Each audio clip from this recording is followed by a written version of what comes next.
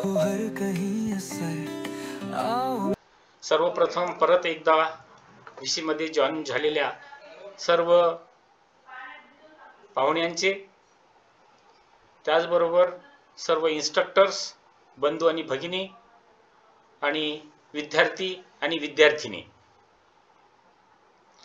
या ठिकाणी आपल्या समोर येताना आनंद वाटतोय, कारण आजचं मार्गदर्शन महत्त्वाचं म्हणजे माननीय श्री अष्टपुत्रे सर आणि माननीय अफसर फारुकी सर यांचं आपल्याला ऐकायचं आहे, कारण नवीन नवीन माहिती आपल्याला ते देणार आहेत. मी फक्त आपल्या पब्लिकेशनची जी काही आम्ही कार्य करतोय त्याची माहिती मी आपल्याला देणार आहे. सर्वप्रथम पुस्तकांच्या बाबतीमध्ये जर आपण पाहिलात तर पुस्तके आपल्या सर्वांसमोर पोहोचलेली आहेत. NSQF लेवल 4 2022च्या सिलेबसनुसार इलेक्ट्रिशियन आणि वायरमन या दोन्ही ट्रेडची पुस्तकं अद्ययावत करून विद्यार्थ्यांपर्यंत आम्ही पोहोचवलेली आहेत. त्याचबरोबर इन्स्ट्रक्टर्सना आमचे जे काही टीचिंग एड्स आहे त्याच्यामध्ये लेसन प्लॅन असतील, demonstration plan, job set, job evaluation, जेवढं काही साहित्य आहे शिकवण्यासाठी लागते ते सर्वच्या सर्व वेबसाईट मार्फत इन्स्ट्रक्टर पर्यंत पोहोचण्यात आलेलं आहे. ज्यांना कोणाला मिळालं नसेल त्यांना अजून मिळून जाईल. आता ह्या ठिकाणी पुस्तकं आपल्यापर्यंत पोहोचवलेली आहेत, त्याच्याबद्दल पुस्तकाची माहिती मी आता आपल्याला देणार नाही. आपण नव्यानं या वर्षामध्ये ॲप तयार केलेला आहे. ह्या ॲपची माहिती आपल्याला किरण भाऊ सविस्तर देतील.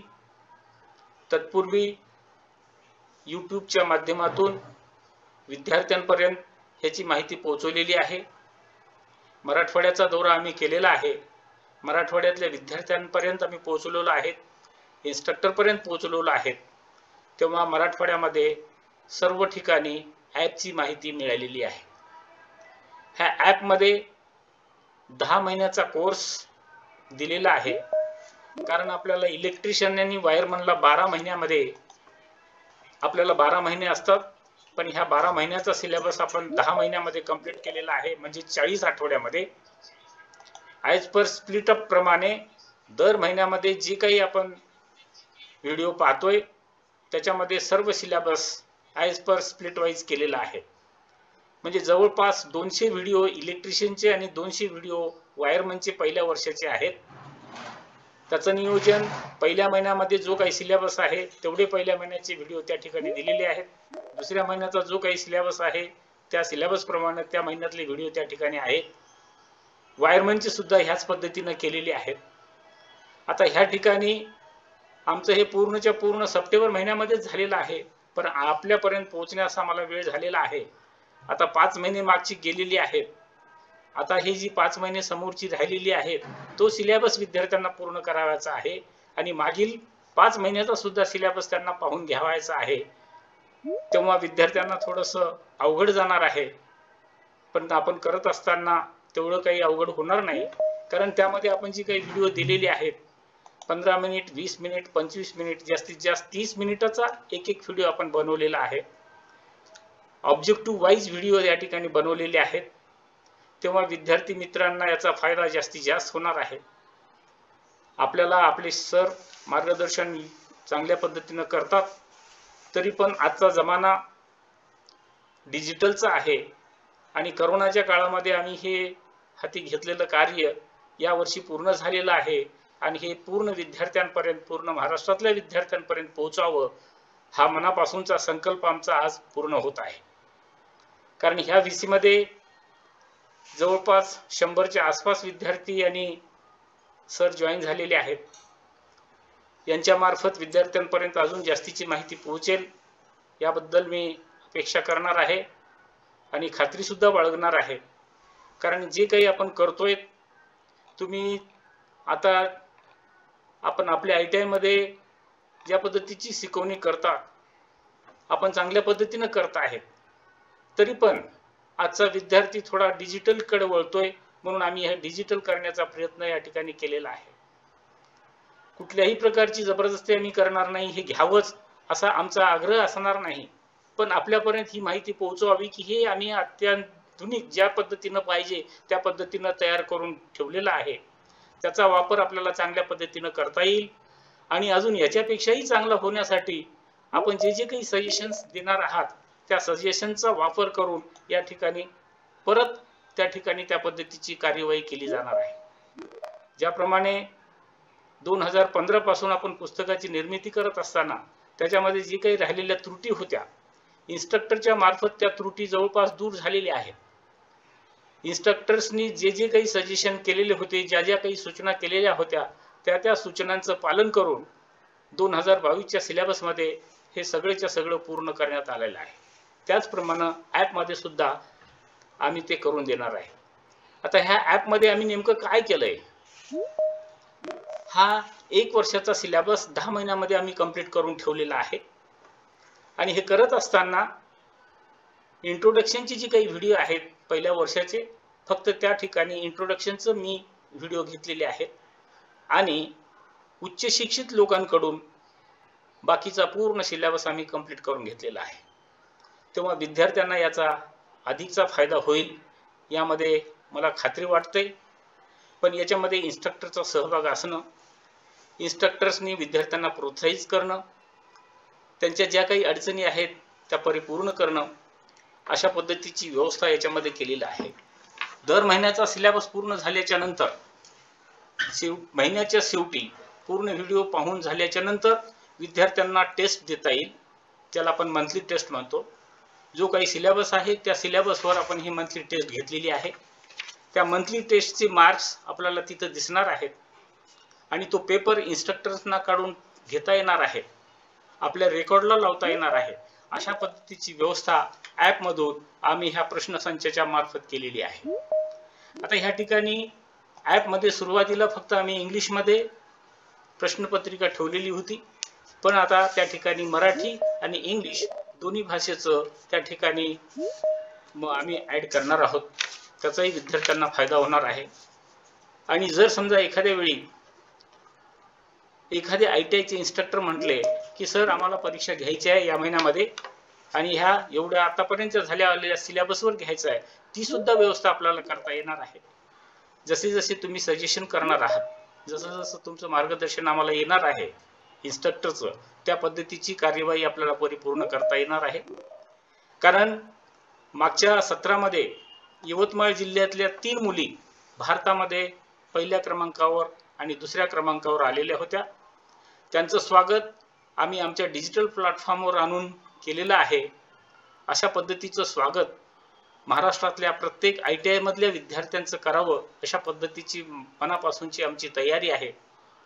ज्यावेळी भारतामधून पहिली यवतमाळची मुलगी आलेली होती आणि दुसऱ्या 2 मुली आल्या होत्या, त्यांचं स्वागत या ठिकाणी आम्ही करत असताना पहिल्या मुलीला 5000 रुपये पारितोषिक दिलेलं होतं आणि दुसऱ्या 2 मुली दुसऱ्या क्रमांकावर आलेल्या होत्या, त्यांना 2,500 रुपये शाल श्रीफळ देऊन त्याचा सत्कार करण्यात आलेला होता। त्यांना आणण्याचा नेण्याचा खर्च ह्या ठिकाणी आम्ही केलेला होता। हे कशासाठी केलं होतं हे सांगण्याचं तात्पर्य असं आहे की त्यांचं अनुकरण आमचा महाराष्ट्रातला विद्यार्थी करावा, ते येऊ शकतात तर आम्ही सुद्धा येऊ शकतो अशा पद्धतीची मनामध्ये त्यांनी जिद्द बाळगायला पाहिजे, अशा पद्धतीची त्यांची प्रेरणा घ्यायला पाहिजे। अशा पद्धतीचं या ठिकाणी आम्ही त्यांचं कौतुक केलेलं आहे आणि ते कौतुक आपल्या सगळ्यांचंच होईल अशा पद्धतीची व्यवस्था आम्ही भविष्यामध्ये करणार आहोत। तेव्हा जे काही सिलेबस झालेला आहे मंथली सिलेबस झाल्याच्या नंतर जी काही व्हिडिओ पाहून झालेले आहेत किंवा तुमच्या तिथल्या सरांना विचारून झालेला आहे, तरी पण तुमच्या मनामध्ये अजून काही शंका असतील, काही प्रश्न असतील, त्याची उकल आम्ही 15 दिवसाला एकदा अशा पद्धतीचं सेमिनार घेऊन ऑनलाईन त्यांचं सेशन घेऊन त्या ठिकाणी त्यांची जी काही प्रश्न असतील त्या प्रश्नांची सुद्धा सोडवणूक या ठिकाणी केली जाणार आहे। काल रेग्युलर सरांनी आम्हाला एक सजेशन दिलेलं होतं की दर महिन्याला 2 महिन्याला किंवा 3 महिन्याला आपण अशा पद्धतीचा एक सेमिनार घ्यावं की भविष्यामध्ये आपला विद्यार्थी पास आउट झाल्याच्या नंतर भविष्यामध्ये त्याला काय काय करावं लागणार आहे अशा पद्धतीची व्यवस्था सुद्धा आम्ही या ठिकाणी करणार आहोत। आजच्या या सत्रामध्ये माननीय अष्टपुत्रे सर आपल्याला या ठिकाणी ITI पास आउट झाल्याच्या नंतर आणि शिकत असताना आपल्याला काय काय अचीव करायचं आहे, काय काय शिकायचं आहे, अशा पद्धतीची माहिती ते देणार आहेत. पासआउट झाल्याच्या नंतर रोजगाराच्या संधी कोणत्या आहेत, पुढील शिक्षणाच्या संधी कोणत्या आहेत, ह्याची सविस्तर माहिती माननीय श्री अष्टपुत्रे सर सांगणार आहेत. आणि त्यानंतर माननीय फारुकी सर आजच्या ह्या नवीन औद्योगिकरणामध्ये ITIचं काय महत्त्व असणार आहे, नवीन टेक्नॉलॉजीमध्ये काय काय वाढ झालेली आहे आणि आपला विद्यार्थी त्या ठिकाणी कसा सक्षम झाला पाहिजे, तो अजून या ठिकाणी काय कार्य केलं पाहिजे, याची सविस्तर माहिती ह्या ठिकाणी माननीय श्री फारुकी सर देणार आहेत. तेव्हा अष्टपुत्रे सरांना मी विनंती करणार आहे की अष्टपुत्रे सर, आपण आमच्या महाराष्ट्रातल्या ITI मध्ये प्रशिक्षण घेत असलेल्या प्रशिक्षणार्थ्यांना आपण योग्य ते मार्गदर्शन करावं, अशा पद्धतीची विनंती मी आपल्याला करतो. माननीय श्री अष्टपुत्रे सर. सर अष्टपुत्रे सरांना विनंती करतो. सर तत्पूर्वी मी काय करेन सर, आपल्यामध्ये जेवढे जॉईन झालेले विद्यार्थी आहेत मी त्याकडनं जाणून घेऊ इच्छितो. सरांचं मोलाचं मार्गदर्शन आपल्याला भेटणारच आहे की VC सोडून जाऊ नका. VCच्या शेवटी आम्ही तुम्हाला तुमच्यासाठी एक विशेष बोनस म्हणून असं गिफ्ट ठेवलेलं आहे. ते गिफ्टचा फायदा जरूर तुम्ही घ्यावा. आणि मी आणखी एक अपेक्षा असं करू इच्छितो, ऑनलाईन व्हिडिओच्या माध्यमातून खरंच शिकता येतं का?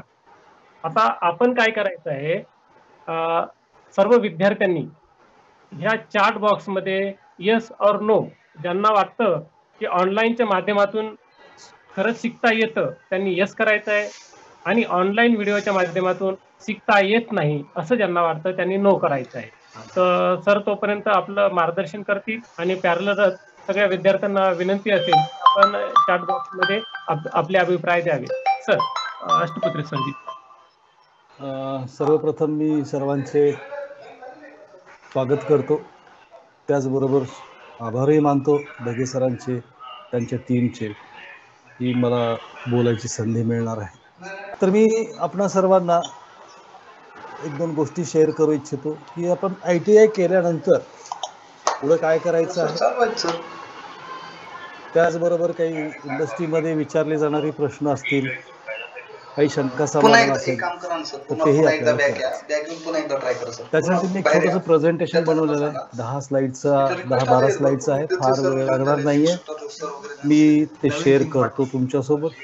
तर नॉर्मली विद्यार्थ्यांना पडणारे प्रश्न मी घेतो की माझा इलेक्ट्रिशियन ITI किंवा वायरमॅन ITI झाला आहे. माझ्या डोक्यात जर मी ITI झालेला असेल तर पडणारे प्रश्न आहेत, महत्त्वाचे प्रश्न आहेत. मला लगेच नोकरी मिळेल का, हा एक मोठा प्रश्न असतो. किंवा त्यातल्या त्यात प्रिफरेबली मला सरकारी नोकरी, फॉर एक्झाम्पल MSc-DCL ज्याला आपण पूर्वी MSc म्हणायचो, किंवा PWD DINC, इथे मला नोकरी मिळेल काय.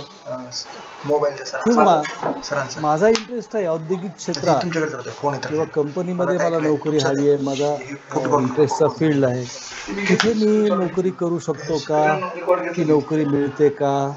किंवा माझं शिक्षण ITI नाही, मला पुढं शिकायचं होतं, तर या ITI झाल्यानंतर मी पुढे शिकू शकतो का, शिक्षण घेता येईल का. मित्रांनो, या सगळ्याची उत्तर आहेत. किंवा मला स्वतःचा व्यवसाय करता येईल, या सगळ्यांची उत्तरं आहेत. होय, तुम्हाला हे नक्कीच करता येणार आहे, तुम्हाला हे नक्कीच करता येणार आहे. तर ITI इलेक्ट्रिशियन किंवा वायरमन हा राष्ट्रीय व्यावसायिक प्रशिक्षण परिषदेद्वारा, ज्याला आपण म्हणतो NCVT द्वारा मान्यताप्राप्त 2 वर्षाचा अभ्यासक्रम आहे, जो 4 सेमिस्टरमध्ये विभागले गेलेला आहे. पहिला, दुसरा, तिसरा, चौथा. तिसरा आणि चौथा याला तुम्ही फायनल इयर म्हणता, आणि पहिल्या दुसऱ्या सेमिस्टरला तुम्ही त्याला फर्स्ट इयर म्हणता.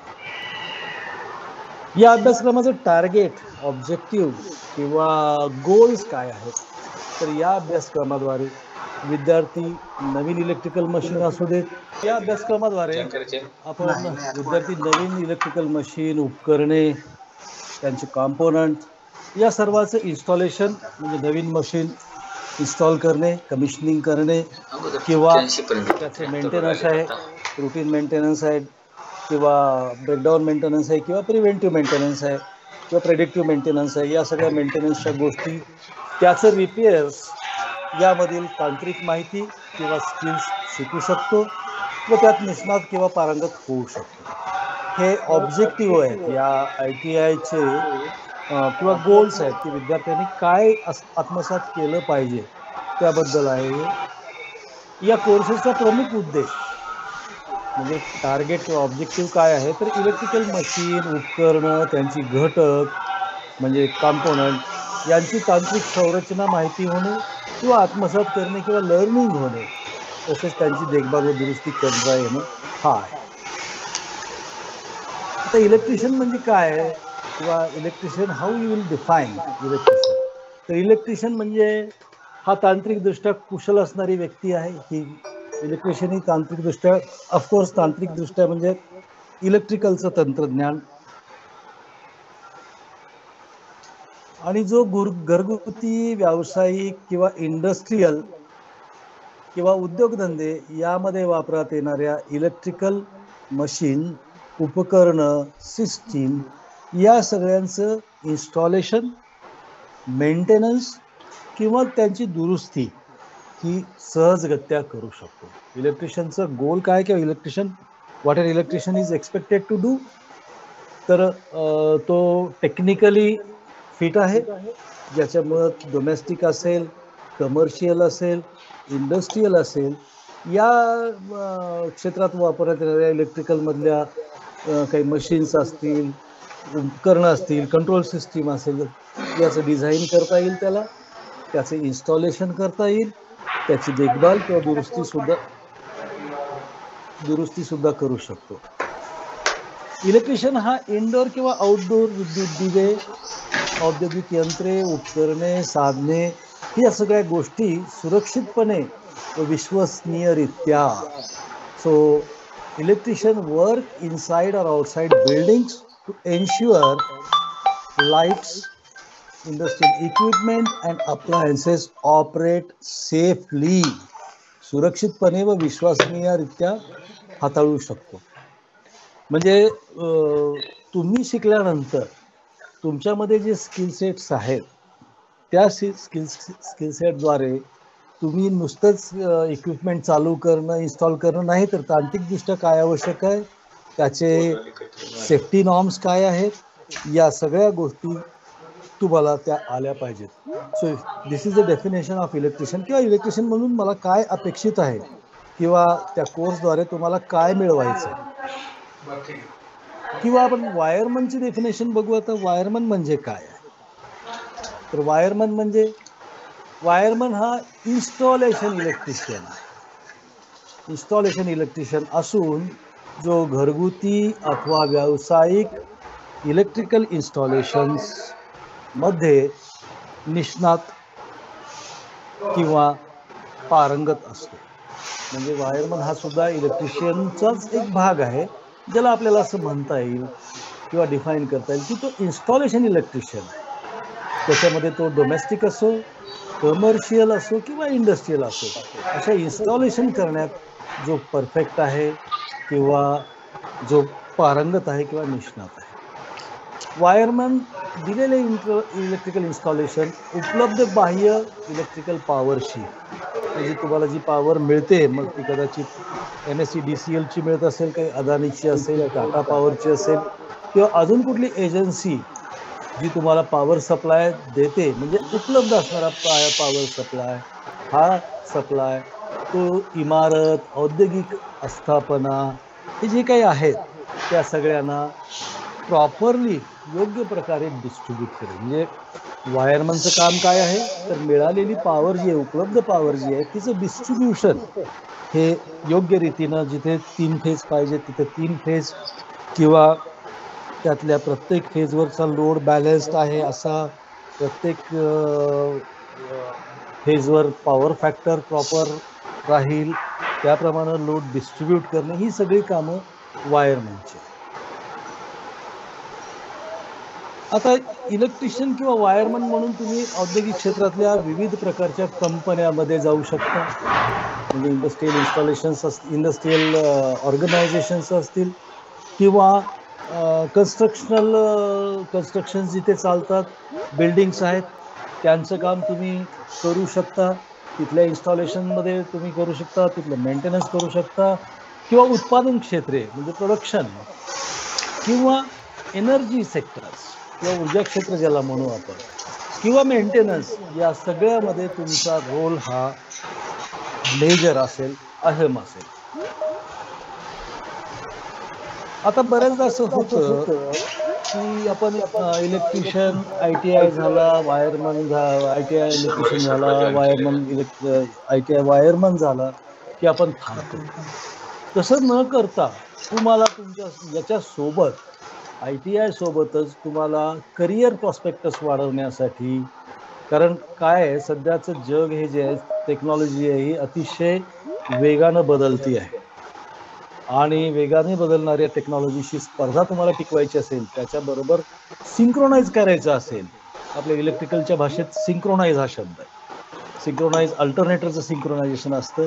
म्हणजे सिंक्रोनाइज जर करायचं असेल, त्याच्या बरोबर राहायचं असेल, तर तुम्हाला एखादा ॲडव्हान्स अद्ययावत सर्टिफिकेशन कोर्स करणं हे तुमच्या फायद्याचं ठरेल. That will be adding value or this combination. ITIचं नॉलेज, बेसिक नॉलेज आणि ॲडव्हान्स स्किल्स जे तुम्ही अक्वायर केलेले आहेत, ते जर टुगेदर एकत्रपणे काम करत राहिले तर definitely you will be great professional or demanded professional in the job. आता आपण बघूया की वायरमन किंवा इलेक्ट्रिशियन झाल्यावर काय काय मला करता येईल, काय काय मी करू शकतो, किंवा कुठे कुठे एम्प्लॉयबिलिटी आहे माझी, किंवा कुठे कुठल्या क्षेत्रात मी जाऊ शकतो. तर त्याची तो आपण कॅटेगरी जर केली तर त्या कॅटेगरीमध्ये पहिला स्टॉप किंवा पहिलं काम इलेक्ट्रिकल टेक्निशियन. ITI वायरमन झालेला विद्यार्थी किंवा ITI इलेक्ट्रिशियन झालेला विद्यार्थी हा इलेक्ट्रिकल टेक्निशियन म्हणून काम करण्यास उपयुक्त आहे. काय अपेक्षित आहे इलेक्ट्रिकल टेक्निशियन कडून? इलेक्ट्रिकल टेक्निशियन म्हणून तुम्हाला विविध प्रकारचे घरगुती, व्यावसायिक अथवा औद्योगिक क्षेत्रातील इन्स्टॉलेशन, मेंटेनन्स, तसेच फॉल्ट फाइंडिंग, ट्रबल शूटिंग अशी कामे करता येतील. हा जो फॉल्ट फाइंडिंग आणि ट्रबल शूटिंग जे क्षेत्र आहे हे प्रचंड वास्ट आहे आणि हे प्रचंड डिमांडेड आहे. तुम्हाला जर फॉल्ट फाइंडिंग प्रॉपर येत असेल, तुम्हाला जर मशीन दुरुस्त करता येत असेल, तर तुमचा डिमांड हा खूप जास्त असणार आहे. तर अशी कामं जी आहेत, तर ऑलरेडी तुम्ही इलेक्ट्रिकलच्या इन्स्टॉलेशन बद्दल, मेंटेनन्स बद्दल किंवा फॉल्ट फाइंडिंग बद्दल, ट्रबल शूटिंग बद्दल ITI मध्ये शिकताच. मला नेहमी 2 संस्थांचं फार कौतुक वाटत आलेलं आहे. एक आहे ITI आणि दुसरी आहे IIT. दोन्ही संस्था ह्या अतिशय सुंदर, माझ्या दृष्टीनं, कदाचित अशी डेफिनेशन बाकीचे करत नसतील किंवा कुठे ITI कुठे IIT, तर दोन्ही ह्या अशा संस्था आहेत. ITI म्हणजे फाउंडेशन आहे, बेस आहे, आणि IIT म्हणजे ऑफकोर्स कळस आहे. जर फाउंडेशन पक्क नसेल तर कळस तेवढा पक्का राहणार नाही. त्यामुळे ITI मध्ये मी आता ढगे सरोवर गेल्या 20-25 वर्षापासून असो, पॉलिटेक्निकला असताना बऱ्याच गोष्टी मी सरांकडून शिकलोय. त्याचबरोबर आमचे फारुकी सर सुद्धा तिथे फार चांगलं आमचं युनियन होतं, खूप छान डिस्कशन्स व्हायची. तर थोडक्यात हा ITI कोर्स जो आहे, ह्या ITI कोर्स मधून तुम्हाला एक बेसिक इतकं छान नॉलेज प्राप्त होतं. ते कोर्स जर पाहिला तुम्ही, अनफॉर्च्युनेटली आपण तितक्या सिरियसली तिथे कदाचित जात नाहीत. ऑफकोर्स सन्माननीय अपवाद आहेत त्याला. तर तुम्हाला इलेक्ट्रिकल टेक्निशियन म्हणून काम करता येईल, ज्याच्यामध्ये तुम्हाला या सगळ्या क्षेत्रातले वेगवेगळ्या गोष्टीचे कामं करता येईल, किंवा तुम्हाला बांधकाम क्षेत्रातील विविध प्रोजेक्टमध्ये अथवा इलेक्ट्रिकल कॉन्ट्रॅक्टर किंवा कॉन्ट्रॅक्टर बरोबर म्हणून सुद्धा काम करणं शक्य होईल. तर हे एक फार मोठी अपॉर्च्युनिटी आहे. इलेक्ट्रिकल टेक्निशियन झालात तुम्ही तर तो कामाचे साधारणतः काय स्वरूप आहे, तर ते स्वरूप या पद्धतीचं आहे. तुम्ही मेंटेनन्स करा, फॉल्ट फाइंडिंग करा, किंवा स्वतः तुम्ही इलेक्ट्रिकल कॉन्ट्रॅक्टर बरोबर किंवा इलेक्ट्रिकल कॉन्ट्रॅक्टर म्हणून सुद्धा काम करणं शक्य आहे. हा एक एरिया. दुसरा एरिया जो आहे त्याला म्हणतात मेंटेनन्स इलेक्ट्रिशियन.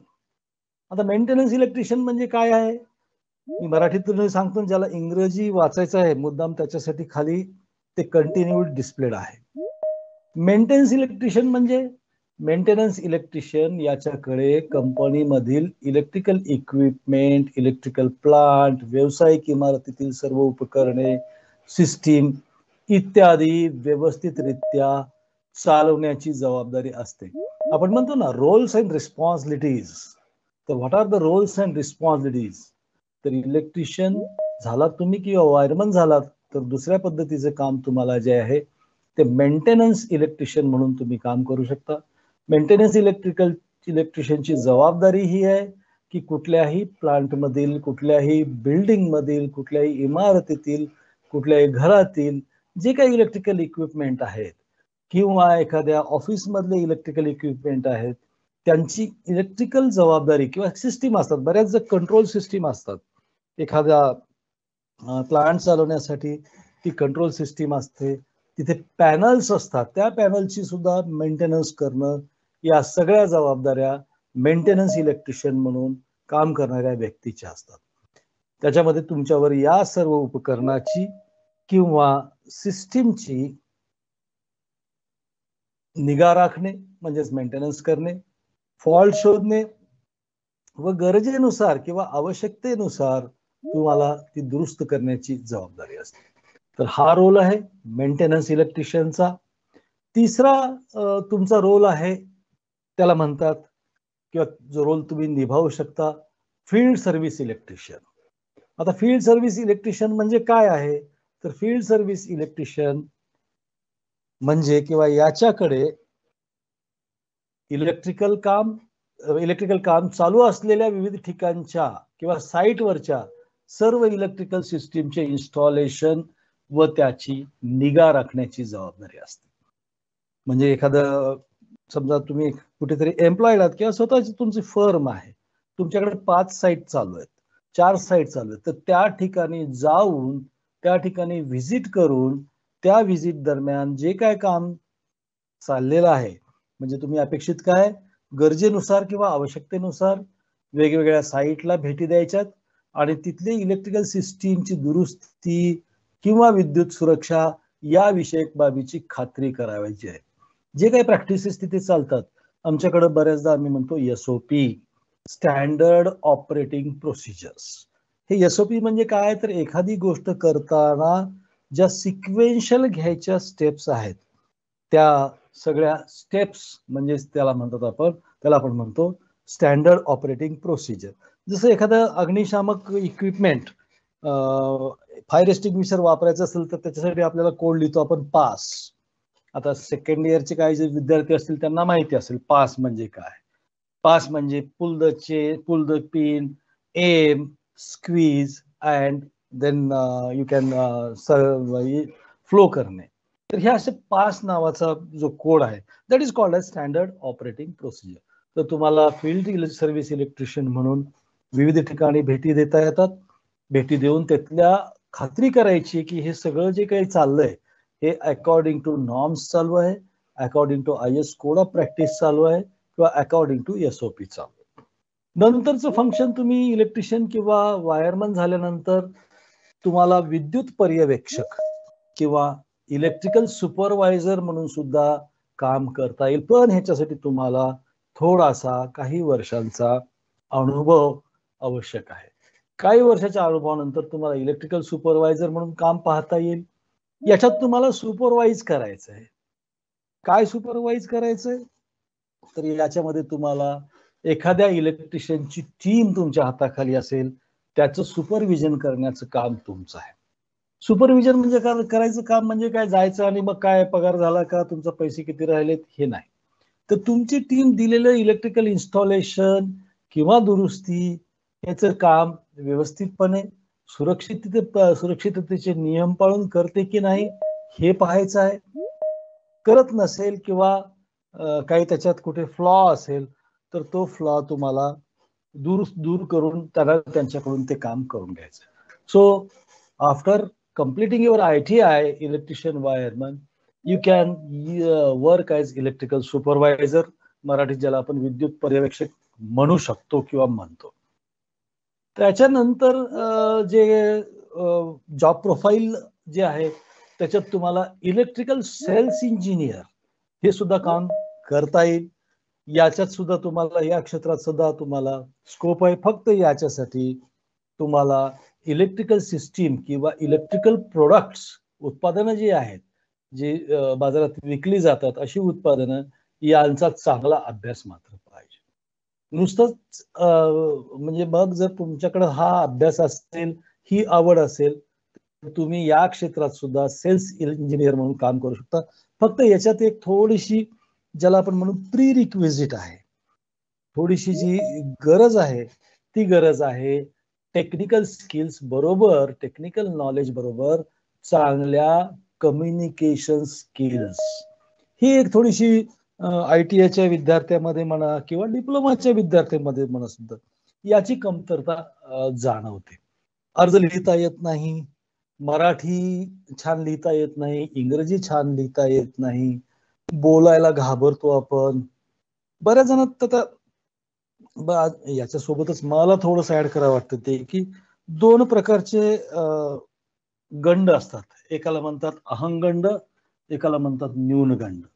अहंगंड म्हणजे मी खूप शहाणा आहे, मला सगळंच येतं, अशा पद्धतीचे काही लोक असतात. आणि काही जर न्यूनगंडाने पछाडले असतात की मला काय हे जमणार नाही, मी काय खेड्यातला आहे, मला माझं शिक्षण मराठीत झालंय, हे सगळं वर्ड्स तर सगळं जे करिक्युलम दिसतंय हे इंग्रजीत दिसतंय. जरी महाराष्ट्र शासनाने म्हणा किंवा केंद्र शासनाने म्हणा विविध माध्यमाची सोय करून दिली असेल, तरी आपल्यामध्ये एक इनबिल्ट न्यूनगंड असतो. तर मी फार अभिमानाने नेहमी सांगतो की मी अतिशय कॉमन फॅमिलीतून वर आलेला आहे. माझं शिक्षण 10वी पर्यंत मराठी माध्यमात झालेलं आहे. फार मोठ्या नसलेल्या तालुक्यात मी शिकलेलो आहे. आणि मला जाणवतंय आज मी मोठ्या मोठ्या कंपनीच्या लोकांशी बोलतो किंवा मोठे ऑफिसर्स असतात आणि काहीही प्रॉब्लेम नाही. तुमचं बोललेलं, तुमची भावना त्यांच्यापर्यंत पोहोचणं हे महत्वाची. मग बऱ्याचदा आपण काय करतो, भीती वाटते आपल्याला, अरे बापरे हे सर आहेत, काय करावं, यांना कसं विचारावं डाऊट, काय म्हणतील मला. तर ह्या गोष्टी थोड्याशा अवॉइड केल्या पाहिजेत. या गोष्टी अवॉइड केल्या पाहिजेत. किंवा कम्युनिकेशन, तुमचं म्हणणं तो लँग्वेज किंवा भाषा ही मीडियम आहे, ते तुम्हाला समोरच्या व्यक्तीपर्यंत पोहोचवता आलं पाहिजे, ते त्यांच्यापर्यंत पोहोचलं पाहिजे. जर तुमच्यात ते स्किल्स आहे, बऱ्याच जणांना ते स्किल्स असतं, विक्री करायचं किंवा मार्केटिंग करायचं स्किल जर तुमच्यात असेल, तर निश्चितपणे सेल्स इंजिनियर म्हणून तुम्हाला काही प्रॉब्लेम येणार नाही. आणि मग तुम्ही एकदा थोडंसं सेट झालात की तुम्ही शिक्षण किती झालंय तुमचं, तुम्ही कुठले आहात, काय आहात, ह्या सगळ्या बाबी मागे पडतात. या सगळ्या बाबी मागे पडतात. काहीही कोणी पुढे विचारत बसत नाही, अरे तुझा फक्त ITI झालाय का, काही त्याचा विषय राहत नाही. किंवा अजून एक काम ज्याला म्हणू आपण, मी मगाशी म्हटलं की तुम्हाला स्किल्स अक्वायर करायच्या आहेत, म्हणजे नुसतंच ITI वर बऱ्याचदा थांबून चालणार नाहीये. तर त्या ठिकाणी तुम्हाला क्राफ्ट्समन ट्रेनिंग स्कीम, म्हणजे तुम्हाला जर चांगल्या पद्धतीची नोकरी मिळण्याची इच्छा असेल तर तुम्ही AITT द्वारे घेतलेल्या CTS क्राफ्ट्समन ट्रेनिंग स्कीम परीक्षेस बसू शकता. ITI होल्डरसाठी बेसिकली ही परीक्षा असते. ही परीक्षा वर्षातून 2 वेळा घेतली जाते आणि याच्यानंतर तुम्हाला नॅशनल अप्रेंटिसशिप सर्टिफिकेट असं एक इश्यू होतं. तर तुमचे जे इन्स्ट्रक्टर आहेत तुमच्या ITIचे, खूप छान इन्स्ट्रक्टर असतात, मी पाहिलेले आहेत, जवळून पाहिलेले आहेत. आमचे एक सहकारी इथून पुण्याहून नुकतेच गव्हर्नमेंट ITI परळीला गेलेले आहेत, पवार सर म्हणून आहेत का सर आज? नाही, ते वेबिनार काल त्यांचा फोन आला होता की मी वेबिनार आज अटेंड करणार आहे सर. तर अशी खूप छान मंडळी आहेत का? अच्छा येस. तर अशी खूप छान मंडळी, पवार सरांना मी पर्सनली ओळखतो, ते विद्यार्थ्यांना आमच्या शिकवायची सुंदर ऑटोमेशन मध्ये खूप छान काम आहे त्यांचं. म्हणजे करंट हा कन्सेप्ट सगळा जो आहे तो इमॅजिनरी आहे. म्हणून आम्ही काय करतो, तुमच्या समोर आता मी एक टाकीचं चित्र दाखवलेलं आहे. याच्यात तुम्हाला व्होल्टेज आणि करंट काय असतं या गोष्टीला इलेक्ट्रिकलवाले आम्ही सगळे इन्स्ट्रक्टर लोक, शिक्षक लोक अशी काही उदाहरणं देतो. याच्यामध्ये याला म्हणतो आम्ही अॅनालॉजी, सारखेपणा. इलेक्ट्रिकलचं जर बोलाल, इलेक्ट्रिकलच्या बाबत बोलाल तर इलेक्ट्रिकल इंजिनिअरिंग हे मानवी आयुष्याशी फार सिमिलरली जोडल्या गेलेलं आहे. तर हे एक उदाहरण आहे. याच्यामध्ये या टाकीची हाईट जी आहे, ही जी उंची आहे, हिचं वर्णन जर मी केलं, याचे इक्विव्हॅलन्स जर बघितला तर it is similar to voltage. आणि याच्यामधून वाहणारं जे काय पाणी आहे तेव्हा फ्लो ऑफ वॉटर हा म्हणजे करंट आहे. ऍक्सेप्टेड आहे सगळ्यांना, विद्यार्थी विशेषतः. इन्स्ट्रक्टरना माझी विनंती की तुम्ही पार्टिसिपेट करू नका, तुम्हाला या गोष्टी माहिती आहे. विद्यार्थी ऍक्सेप्टेड आहे.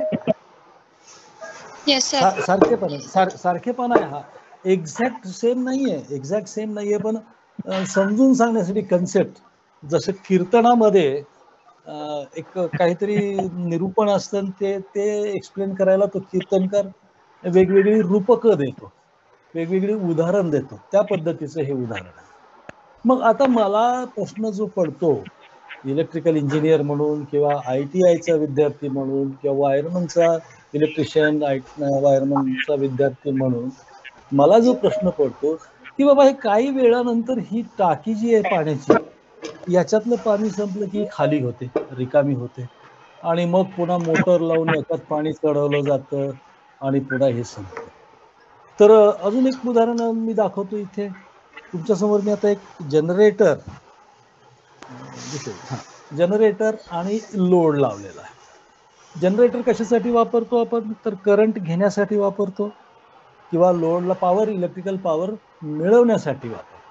म्हणजे जर मी हा जनरेटर चालू केला तर मला जी सिस्टीम दिसणार आहे, मला जे दिसणार आहे की इलेक्ट्रॉन एक एक एक एक एक एक येत राहील आणि पुन्हा तो इलेक्ट्रॉन परत त्या जनरेटरकडे जात राहील. कारण मला माहिती आहे इलेक्ट्रिकल पाथ जर कंप्लीट करायचा असेल, थोडस व्हिडिओमध्ये तुम्हाला कदाचित डेट दिसतंय,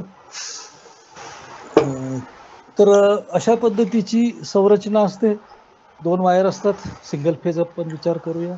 एक असतो फेज, दुसरा असतो न्यूट्रल. ओके, तर या पद्धतीने इलेक्ट्रॉन्स पॉझिटिव्ह कडून किंवा फेज मधून न्यूट्रल कडे जातात. पण आपल्यातली बरेच जण खेड्यातली असतात.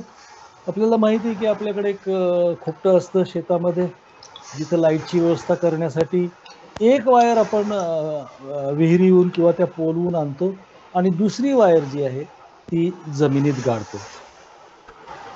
या चित्रात दिसते त्याप्रमाणे. म्हणजे आता काय होईल, आता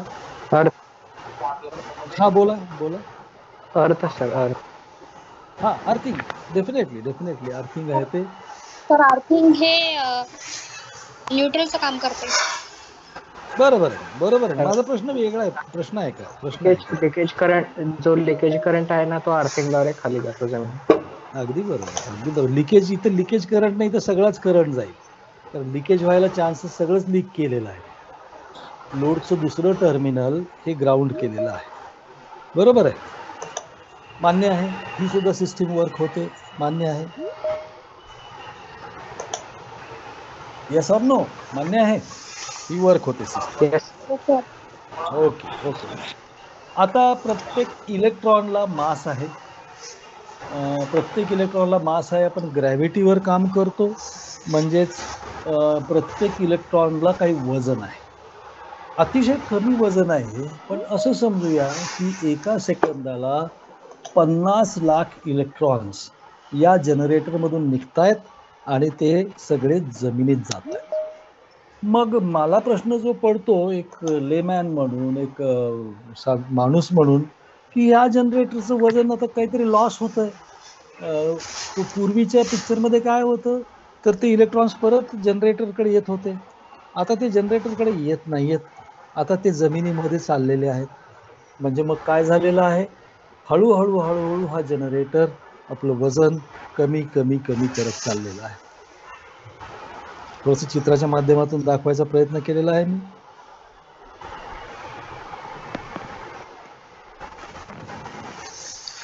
जाणवतंय तुम्हाला, दिसतंय की हळूहळू हळू हा generator it is losing its weight. आणि काय होईल, एकदम हा जनरेटर बारीक बारीक, म्हणजे थोडक्यात आपण परत एनॉलॉजी सांगायची झाली तर 4 दिवस जेवलो नाहीत, 5 दिवस जेवलो नाहीत, 10 दिवस जेवलो नाहीत, 15 दिवस जेवण केलं नाही, काही खाल्लं नाही, तर आपली जी हालत होईल तशीच हालत या जनरेटरची व्हायला पाहिजे. कारण हे सगळं जनरेटर काय होतंय की सगळे इलेक्ट्रॉन्स त्याच्यातले निघून चाललेत, मग त्याचं वेट हळूहळू हळू कमी होतंय. व्हायला पाहिजे की नाही? तुमचं काय मत विद्यार्थ्यांचं? हे व्हायला पाहिजे की नाही? क्वेश्चन काय केला? क्वेश्चन हा होता की due to loss of electrons त्या जनरेटरचं वजन कमी व्हायला पाहिजे. हळूहळू जनरेटर मोठ्या साईजचा होता, आता बारीक झाला तो, कारण सगळं आपण डायरेक्ट ग्राउंड केल्यामुळे इलेक्ट्रॉन्स सगळे जमिनीत चालले, म्हणजे हा जनरेटर इलेक्ट्रॉन लूज करतोय, म्हणजे ह्याचं वेट कमी होतंय, कमी व्हायला पाहिजे. मग असं समजू की 50 वर्षानंतर 100 किलोचा जनरेटर 10 किलोचा होईल. नाही होत सर. हा, व्हायला नाही पाहिजे की होणार. नाही? का नाही होणार? कारण सर तो बॅटरी पॉवर सेवर आहे ना. नाही, असे उत्तर नाही. आता मला टेक्निकल उत्तर द्या. तो काय आहे मला काही घेणं देणं नाही, त्याला काय म्हणतात, पॉवर सेवर आणि अमुक तमुक. I am not at all interested in technical words. असं व्हायला पाहिजे की नाही? आता डायग्रामहून तर तसंच दिसतंय, कारण आपण व्याख्या केलेली आहे त्याची. इलेक्ट्रॉन्सचं वहन, फ्लो ऑफ इलेक्ट्रॉन्स. फ्लो म्हणल्यानंतर जसं पाण्याची टाकी रिकामी होते तसं जनरेटर रिकामा व्हायला पाहिजे. पाणी हे तिथं करंट आहे, इथं इलेक्ट्रॉन्स करंट आहे. हा बोला. तर जे आपण त्याच्यात डिझेल आणि पेट्रोल वापरतो ना ते कमी होतं आणि डिझेल त्याचं आणि ते पेट्रोल, मित्रा, डिझेल आणि पेट्रोल हे इंजिन चालवायसाठी वापरतो. जनरेटर मध्ये डिझेल टाकतो का डायरेक्ट? आपल्याला काय झालंय, इथं लॉस ऑफ इलेक्ट्रॉन होतोय. लॉस ऑफ इलेक्ट्रॉन होतोय, तर आपल्याला पेट्रोल डिझेल हे फक्त ते इंजिन चालवायसाठी. इंजिन आणि तुमचा जनरेटर ह्याच्यात वाइंडिंग मध्ये काही कनेक्शन आहे का? म्हणजे सर हिस्ट्रेलिसिस लॉक हे होतं. हे आपलं हेच नेमकं होतं. आपल्याला काहीतरी जड शब्द माहिती असतात. हा बोल. त्याच्यात रिप्लेस केलं सिलिकॉनने. कशाने? मोटर मध्ये. नाही, लांब चाललं, फार डिस्कशन लांब चाललं. होतेच प्रॉब्लेम हाच आहे की काय होतंय की फंडामेंटल्स जे आहेत ती फंडामेंटल्स जोपर्यंत क्लिअर होत नाही तोपर्यंत ह्या सगळ्या शब्दाचे बुडबुडे आहेत सगळे. हिस्टेरिसिस लॉस, कुठं पॉवर लॉस, कुठे सर ते इंडक्टर, लॉस कुठे त्याला आपण वार्निश मध्ये बुडवून त्याचं हे केलं. तू ते काय झालं आता ते सगळं काय डोक्यात अशी मिक्स झालेलं आहे, खिचडी ज्याला म्हणतो ना आपण. अनेक गोष्टी एकत्र झालेल्या आहेत. उत्तर हा बोला. अजून कोणी सांगू शकतं? म्हणजे मला जनरेटर लहान नाही होणार तर त्याच्यामधली जी मेकॅनिकल पॉवर आहे ती कमी होऊन जाईल. हा बरोबर, मेकॅनिकल पॉवर कमी होईल. जनरेटरला मेकॅनिकल पॉवर कुठं असते? जनरेटर ही नाही हे बघ, what is generator? Generator is a device, is a machine which converts mechanical mechanical. Power converted into the electrical energy आणि त्याचा बरोबर आहे. म्हणजे मेकॅनिकल एनर्जी त्याच्यात नसतेच, स्वतःमध्ये दुसरीकडून कुठून तरी घेऊन देऊन टाकतो कन्वर्ट करून. बरोबर. मग त्याची मेकॅनिकल एनर्जी कमी का होईल? कारण इकडं जे इलेक्ट्रिसिटी तयार होत आहे त्याच्यामध्ये जे generator mechanical power electrical power मध्ये कन्वर्शन करत आहे ना. बरं ठीक आहे. उत्तर काही मिळालेलं नाहीये मला. म्हणजे मला फक्त दाखवायचं होतं किंवा सांगायचं होतं की आम्ही थेरी आणि प्रॅक्टिकल हे दोन्ही रिलेट कसे करू शकत. मला हे सांगायचं होतं की इथं आपण अपयशी ठरतो नॉलेज म्हणून. मग आपण पाहूया, थोडंसं 2च मिनिटं घेतो मी. आपण पाहूया ॲटम काय असतो ते. हा ॲटम आहे. या ॲटम मध्ये इलेक्ट्रॉन्स आहेत, प्रोटॉन्स आहेत, न्यूट्रॉन्स आहेत. याचं पिक्चरायझेशन जर केलं तर हे या पद्धतीनं दिसेल आणि नॉर्मल टेम्परेचरला हे असं चालत असेल. या सगळे इलेक्ट्रॉन्स हे शेल भोवती फिरतायत किंवा केंद्राभोवती फिरतायत आणि मग काय होतं, जेव्हा एनर्जी तयार होते किंवा एनर्जी मिळते याला, तेव्हा त्यातला एक इलेक्ट्रॉन सुटा होऊन बाहेर पडतो. याला आपण म्हणतो फ्री इलेक्ट्रॉन. आणि या फ्री इलेक्ट्रॉनचं काम जे आहे, नॉर्मल टेम्परेचरला कंडक्टरमध्ये या पद्धतीत थोडंसा व्हिडिओमध्ये लॅग आहे किंवा मला माझ्या स्क्रीनवर जे दिसतंय ते थोडंसं इकडं दिसायला अवघड चाललेलं आहे. एनिवेज, थोडक्यात काय होतं याच्यात, म्हणजे प्रॉब्लेम काय आहे, कुठे आहे प्रॉब्लेम? तर प्रॉब्लेम हा आहे की आपल्याला थेअरी आणि प्रॅक्टिकल हे गोष्टी रिलेट करता येत नाहीये. त्याचं डिस्कशन आपण वेगळं ठेवूया, काही अडचण नाही. तर या सगळ्या डिस्कशनमध्ये आपल्याला हे लक्षात येतं, हे असं का होत नाही, वेट कमी का होत नाही? तर मी काय म्हणतो की जेव्हा इलेक्ट्रॉन हा त्याच्या शेलमधून निघतो, बाहेर पडतो, तर दुसऱ्या एका बाहेर पडलेल्या इलेक्ट्रॉनवर तो आदळतो आणि आपली एनर्जी दुसऱ्याला देऊन टाकतो. आणि दुसऱ्याला दिल्यावर हा परत बाहेर का पडला? शेलच्या ऑर्बिटच्या, तर एनर्जी जास्त झाली. कुठून मिळाली याला एनर्जी? याला एनर्जी टेम्परेचर मिळालं असेल, इलेक्ट्रिकल एनर्जी मिळाली असेल किंवा कायनेटिक एनर्जी मिळाली असेल, कोणती एनर्जी मिळाली असेल. एखाद्या शेलमध्ये जर एनर्जी लेवल जर वाढली, त्याच्यात तिथं बसणार नाही, तो बाहेर पडतो. बाहेर पडला कारण तर इलेक्ट्रॉन एनर्जी रिच झालेला आहे. ही रिच केलेली एनर्जी ही शेजारच्या इलेक्ट्रॉनवर धडकते आणि धडकल्यानंतर परत इथे ह्युमन सायन्स येतं की आपण म्हणतो एकमेका सहाय्य करू अवघे धरू सुपंथ. त्या पद्धतीनं हा इलेक्ट्रॉन जो व्हॅलेन्स इलेक्ट्रॉन किंवा जास्त एनर्जी झाली, तो शेजाऱ्यावर धडकतो, आपली एनर्जी त्याला देऊन टाकतो आणि परत कुठल्या तरी ॲटममध्ये जाऊन तो स्थिर होतो. आता हा रिच झाला, हा परत शेजाऱ्याला धडकतो, हा परत शेजाऱ्याला धडकतो. म्हणजे तुम्ही जर इमॅजिन केलं की एखाद्या कार्यक्रमात रनिंग लाईट्स लावलेल्या आहेत, तर कसा आहे प्रकाशाचा इफेक्ट कसा दिसतो? तर लांबून असं वाटतं की एखादी मुंग्याची रांग चाललेली, अशी एखादी मुंग्याची रांग, किंवा प्रत्येक बल्ब हा जागेहून सरकतोय असं दिसतो. तर सरकतो का तो? नाही, तो असतो प्रकाशाचा इफेक्ट. तर त्या पद्धतीने इथे सुद्धा ते इलेक्ट्रॉन्स ट्रॅव्हल होत नाही. फरक काय? टाकीतलं पाणी जोपर्यंत टॅपमध्ये येत नाही तोपर्यंत तो फ्लो होत नाही, म्हणजे तिथे तो फिजिकल फ्लो आहे. इथे काय आहे? हा फ्लो एनर्जीचा फ्लो आहे. थोडक्यात असं म्हणता येतं की what is current? Current is flow of charges. Charge म्हणजे पॉझिटिव्ह किंवा negative. It is flow of charge. It is not flow of प्रत्यक्ष इलेक्ट्रॉन एका एक्स पोझिशन पासून वाय पोझिशन पर्यंत कधीच ट्रॅव्हल करतो. तो एक्स पासून थोडा बाहेर पडतो, जवळच्याला धडकतो, पुढच्याला धडकतो, पुढच्याला धडकतो आणि एनर्जीचं पास ऑन करत करत तो शेवटी तो करंटचा फ्लो कंटिन्यू होतो. म्हणजे या डब्यामध्ये असलेले इलेक्ट्रॉन्स, या टाकीमधलं पाणी असलेलं पाणी हे फक्त पुढच्या थेंबाला पुश करतं, थेंब फुटत जात नाही, पाणी फुटत जात नाही. हा फरक आहे इलेक्ट्रिकल करंट आणि पाण्याची टाकी किंवा त्याच्यातलं पाईप. अशा खूप गोष्टी असतात की जी खूप अगदी साध्या गोष्टी आहेत. ह्या गोष्टी आपण विचार करत नाही. ह्या खूप साध्या सुध्या गोष्टी आहेत. आपण मारे टेक्निक काय आहे, हे काय, येऊ काय, मोठे मोठे शब्द घेतो, मोठे मोठे शब्द वापरतो, पण अनफॉर्च्युनेटली बेसिक गोष्टीकडं लक्ष देणं आपण करत नाही.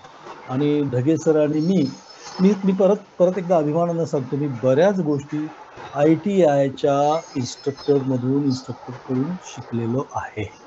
खूपशा गोष्टी अशा आहेत की ज्या ITIचे इन्स्ट्रक्टर हे यांच्याकडून मी शिकलो. काही प्रॅक्टिकलच्या गोष्टी आहेत, त्यांच्या लॅबला व्हिजिट केल्या, मला जाणवलं की आपण कुठे आहोत.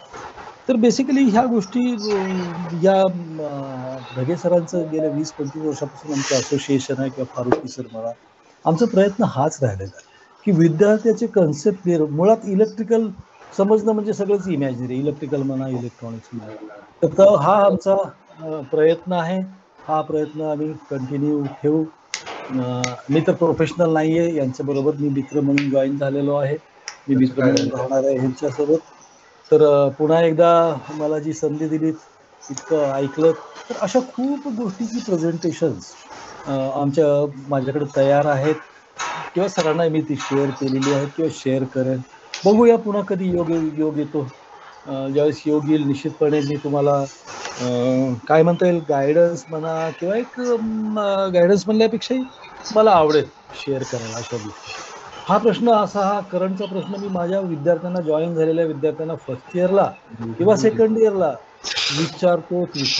आणि ज्याचे कन्सेप्ट क्लिअर असतात किंवा याच्यातून प्रयत्न हाच आहे कन्सेप्ट. तर सर्वांनी मला माझं शांतपणे ऐकलं. तुमच्या काही क्वेरीज असतील तर त्या क्वेरीजचं डिस्कशन मला वाटतं ढगे सरांनी ठेवलंय. Dhage sir, to you. Hello. हा ढगे सर, मी थांबतो आता. Yes sir. Okay, thank you sir. विद्यार्थी मित्र हो, आता जे आपल्याशी संवाद साधत होते ते होते माननीय श्री S.S. अष्टपुत्रे सर. अष्टपुत्रे सरांचा सहवास जवळपास 20-25 वर्षापासून आम्हाला लाभलेला आहे. सरांचं वेळोवेळी मार्गदर्शन आम्हाला मिळालेलं आहे. या पुस्तकांची निर्मिती जी झाली आहे त्या निर्मितीमध्ये माननीय श्री S.S. अष्टपुत्रे सर आणि अफसर फारुकी सर यांचा मोलाचा वाटा आहे. यांचं मोलाचं मार्गदर्शन आहे आणि त्यांच्या मार्गदर्शनामुळेच ह्या ठिकाणी आम्ही ही पुस्तकं आपल्यापर्यंत आणू शकलो. हा जो काही ॲप आहे तो सुद्धा आम्ही त्यांच्या मार्गदर्शनाखालूनच या ठिकाणी इथपर्यंत आलेलो आहोत. आता ह्या ठिकाणी पुढील वक्ते आहेत माननीय श्री अफसर फारुकी सर.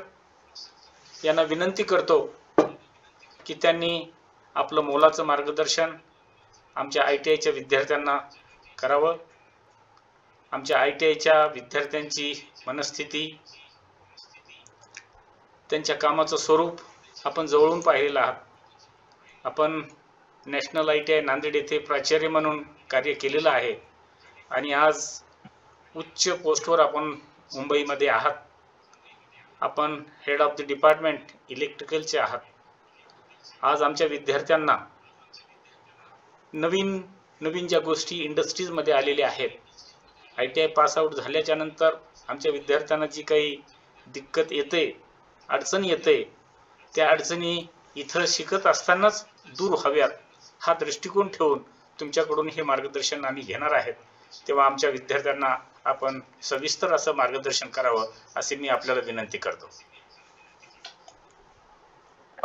नमस्कार सर. नमस्कार सगळ्यांना माझ्याकडनं आणि धन्यवाद मला संधी दिल्याबद्दल इथे आज बोलण्यासाठी. थोडंसं माझी मराठी वीक आहे त्याच्यामुळे काही इंग्रजीचा प्रभाव तुम्हाला जास्त दिसेल बोलताना, तरी मी प्रयत्न करतो. सर्वप्रथम तुम्हाला एक म्हणजे माझा आज बोलण्याचा उद्देश हा फारसा टेक्निकल नाही आहे, पण मी तुम्हाला काही गोष्टींचं एक जाणीव करून देणार आहे. फॉर एक्झाम्पल की फ्युचर आणि सध्याच्या टेक्नॉलॉजीज हे दुरून कशा दिसतात हे मी फक्त तुम्हाला दाखवणार आहे. तुम्हाला एक गोष्ट परत सांगू इच्छितो मी की अष्टपुत्रे सर हे माझे गुरु होते 3 वर्ष. मी नांदेड पॉलिटेक्निकला डिप्लोमा केला होता 1996 ते 99 दरम्यान. नंतर मी मुंबईत आलो. मुंबईत येऊन मी पुढचं शिक्षण कंप्लीट केलं. नंतर मग मी एका कंपनीमध्ये डिझाईनमध्ये जॉईन केलं.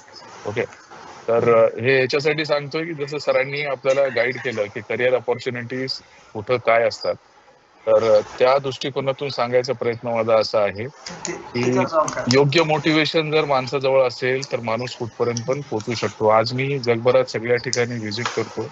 ओके, डिप्लोमा नंतर ग्रॅज्युएशन नंतर मास्टर्स नंतर बरेचसे कोर्सेस असे करून आज मी या लेवलला पोहोचलोय. आणि डेफिनेटली अष्टपुत्रे सर एक खूप मोठा लाभ होता माझ्या जीवनामध्ये.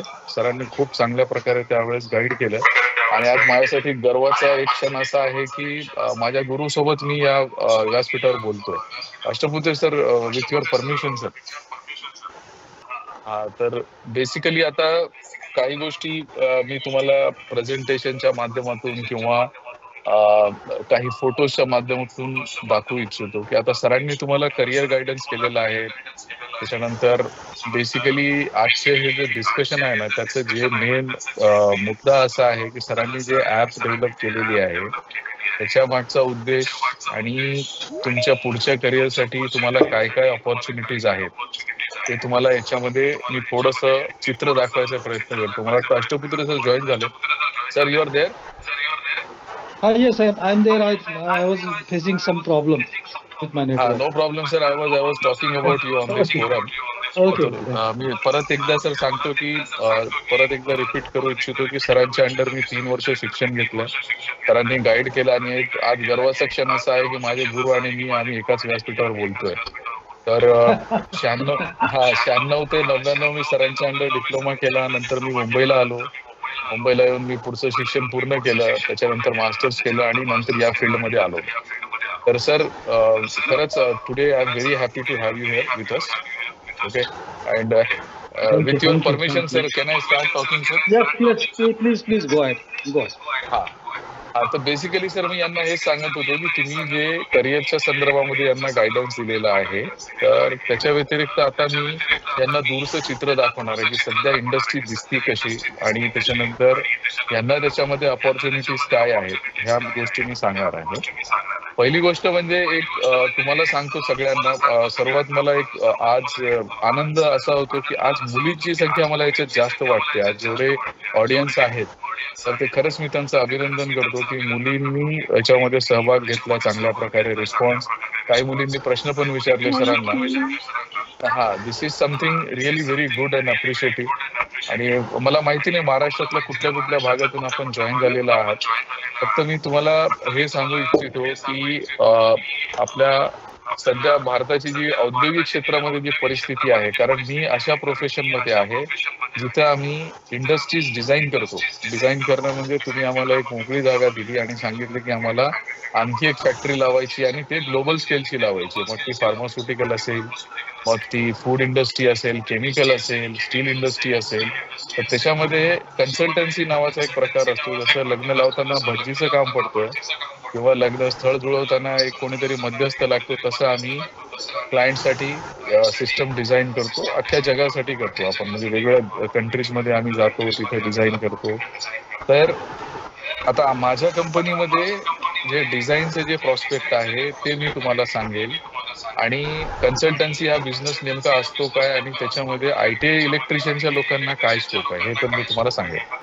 ओके, तर सुरू करतो मी. आता फॉर एक्झाम्पल एक लक्षात घ्या की तुम्ही नॉर्मल विद्यार्थ्यांपेक्षा वेगळे कसे ते मी तुम्हाला सांगतो. पहिली गोष्ट अशी आहे की एक रुटीन आपलं एक सिस्टीम बनलेली आहे की आज तुम्ही जर तुमच्या नातेवाईकांमध्ये किंवा मित्र ह्याच्यामध्ये बघत असाल तुमचे बॅचमेट, त्यांचा आज करिअरचा सिक्वेन्स कसा आहे की 10वी झाली, 10वी नंतर 11वी 12वीला चांगले क्लासेस लावायचे, चांगला खर्च करायचा, इंजिनिअरिंग किंवा मेडिकलची तयारी करायची आणि मग त्यांना जर अपॉर्च्युनिटी मिळाली तर त्याच्यामध्ये ते जातात. हा एक मार्ग आहे. दुसरा एक मार्ग, एक संकल्पना अशी आहे की आपण ITI मध्ये ऍडमिशन घेतलं, याच्या मागचे 2 कारणं माझ्या अनुभवावरून दिसतात. एक आहे की मुलाला खरंच हाताला रोजगार पाहिजे असतो आणि त्याला काहीतरी कौशल्य शिकायचं असतं. आणि आता मी मराठवाड्याचा असल्यामुळे मला एक गोष्ट जवळून बघितलेली आहे की मेजॉरिटी ऑफ जे मुलं मुली जे या फील्डमध्ये येतात त्यांना बेसिकली गव्हर्नमेंट सर्व्हिसचं जास्त अट्रॅक्शन असतं. ओके, तर हे कदाचित मेजॉरिटी तुम्ही लोक मान्य कराल या गोष्टीला.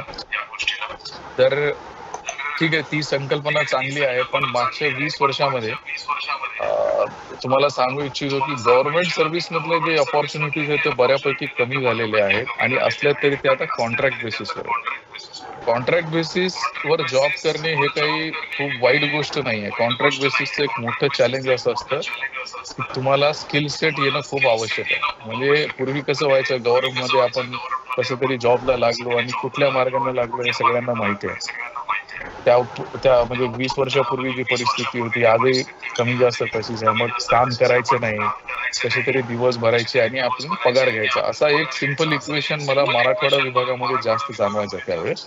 ओके, पण आता असं राहिलेलं नाहीये. नाऊ इनफॅक्ट ITI असो, डिप्लोमा असो किंवा ग्रॅज्युएट इंजिनियर्स असतील तर या सगळ्यांना बेसिकली स्किल येणं खूप गरजेचं आहे. ओके, आणि एक दुसरी संकल्पना आपल्या डोक्यामध्ये आपण एक बसवायला पाहिजे की ITI करणारे हे लुझर्स आहेत, असं एक संकल्पना आपल्या समाजामध्ये आहे, जे मला जाणवायची. कारण मी ITI कॉलेजमध्ये शिकवायचो, BTRI ला शिकवायचो, बरेचसे ते इंडस्ट्रियल एंटरप्रेन्युअरशिपला शिकवायचो, इंजिनिअरिंग कॉलेजमध्ये मी शिकवायचो. तर हे जे सरांनी एक विषय घेतला होता, अष्टपुत्रे सरांनी, ही एक न्यूनगंड जो असतो ना, तो न्यूनगंड बाजूला ठेवून आपल्याला विचार करायला पाहिजे. आणि आज इथे जेवढे लोक जमा झालेत ना, त्यांचं अभिनंदन याच्यासाठी करतो की तुम्ही फोकस्ड आहात, म्हणून आज रविवारी तुम्ही आज जॉईन केलं. हे खूप मोठी गोष्ट आहे. ऍक्च्युअली आजचं टार्गेट आपलं कमीत कमी 1000 लोकांचं होतं, पण आज आपण बघतो 70-80 लोक ऍव्हरेज जॉईन झालेले आहेत त्याच्यावर. ओके, तर हे थोडंसं मोटिवेशनल मला बोलायचं होतं. आता बेसिकली जे भवितव्य किंवा आज इंडस्ट्रीमध्ये जे चाललंय, मी तुम्हाला थोडक्यात सांगतो. भारत आज ऍज अ कंट्री जगामध्ये कुठं उभा आहे आणि त्या ठिकाणी आपलं काय याच्यामध्ये योगदान असू शकतं. आणि ITI जे मुलं झालेले आहेत पूर्वी, ते लोक याच्यामध्ये करतायत काय ते तुम्हाला सांगतो नेमकं मी.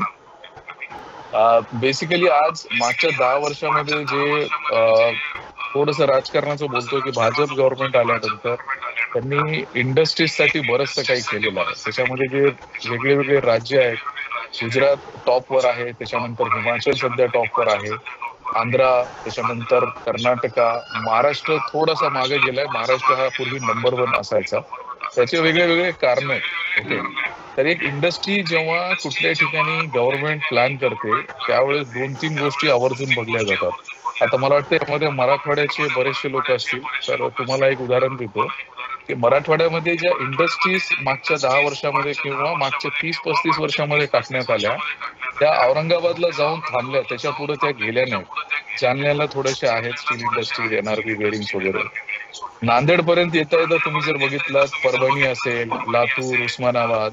नांदेडच्या जवळ एक प्लांट आम्ही डिझाईन करून टाकलेला आहे कृष्णूरला, त्याला आम्ही सिट्रस म्हणायचो. आता ते सह्याद्रीवाल्यांनी टेक ओव्हर केलेलं आहे, तर त्याचे पण फोटोज मी तुम्हाला दाखवेल.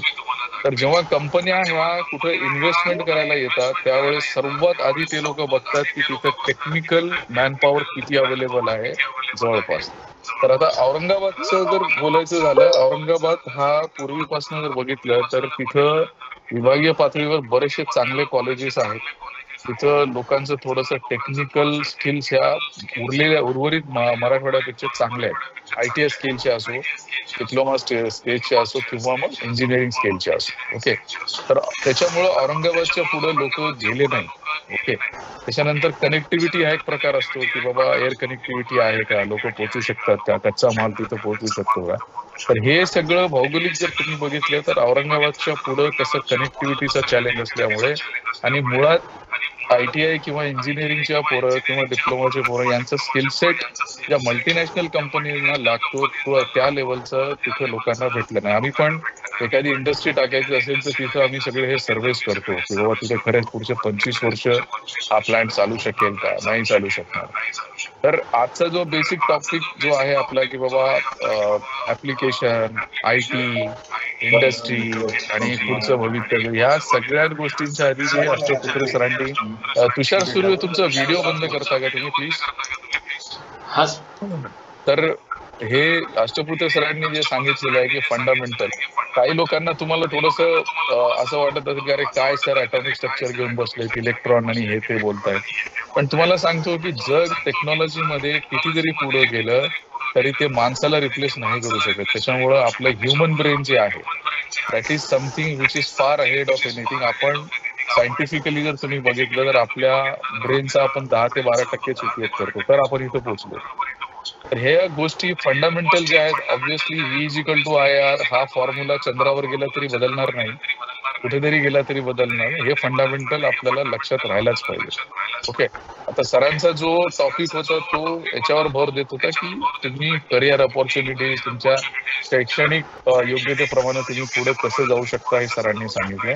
आता मी तुम्हाला थोडंसं 2-3 सेगमेंट मध्ये इथं बोलतो. सर्वात पहिलं कसं आहे, तुम्हाला मी काही प्रोजेक्ट जे आम्ही केलेले आहेत त्याचे फोटोज मी तुम्हाला दाखवतो आणि त्याच्यामध्ये तुम्हाला एक्सप्लेन करतो की बाबा इथं तुमचं कुठं म्हणजे योग्य तिथं तुम्ही तिथं सूट करता. ओके, ITIच्या विद्यार्थ्यांसाठी हा पर्टिक्युलर सेगमेंट इंडस्ट्री हा कुठपर्यंत वेलकमिंग आहे हे मी तुम्हाला सांगतोय. ओके, तर मी एक प्रेझेंट करतोय माझं स्क्रीन, तर दिसत असेल तर मला कळवा.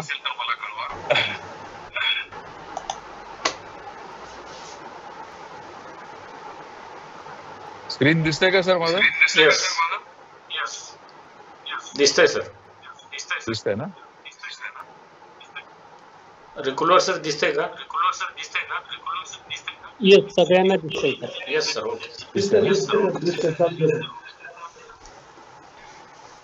आता हे नांदेडचा एक प्रोजेक्ट आहे कृष्णूरला, जे कृष्णूर MIDC मध्ये आम्ही टाकलेलं आहे.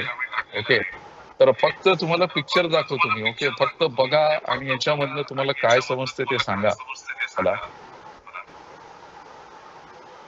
थोडं जरा करेक्शन सुरू आहे मला वाटतं. दिसतंय का तुम्हाला? येस.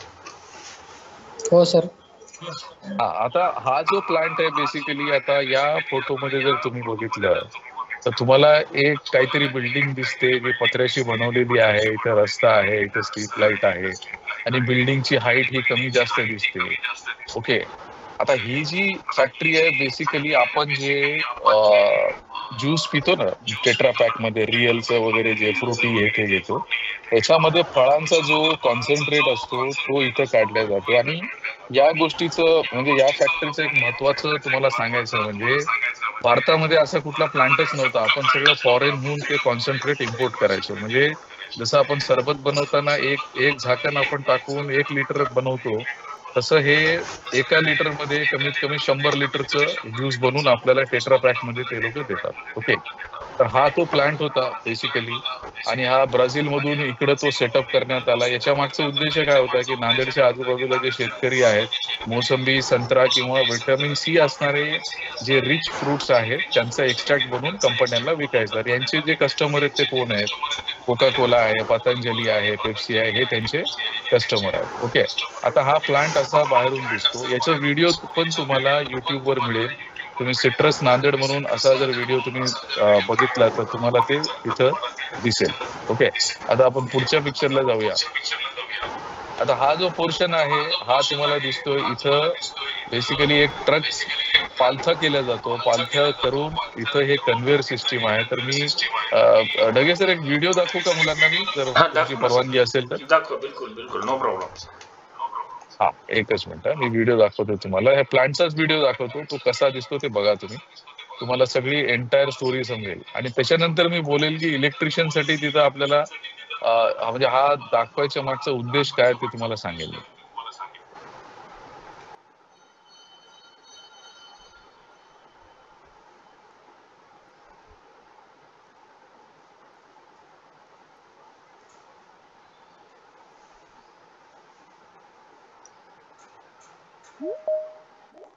इथं संत्र्यांचं साईज ते लोक घेतात. ही QC होते, त्याची क्वालिटी चेक होते. आता हा रॉ मटेरियल आलेला आहे. आता हा प्लॅटफॉर्म मधून ट्रक हा रिकामा केला जातो असा.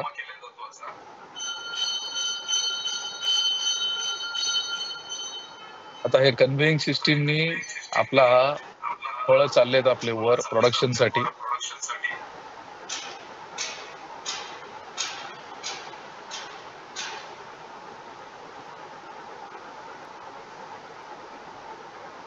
हे कन्व्हेइंग सिस्टीम म्हणतात याला.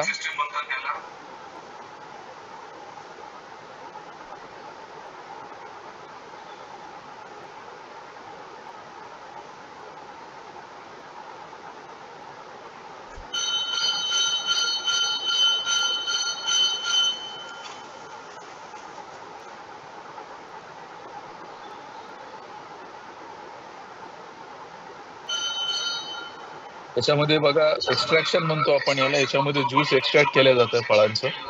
हा त्याचा ज्यूस निघालेला आहे. त्याचे टँक्स आहेत.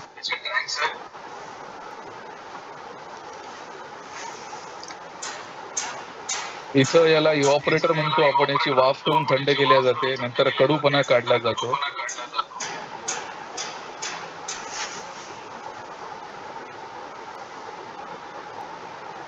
Quality control.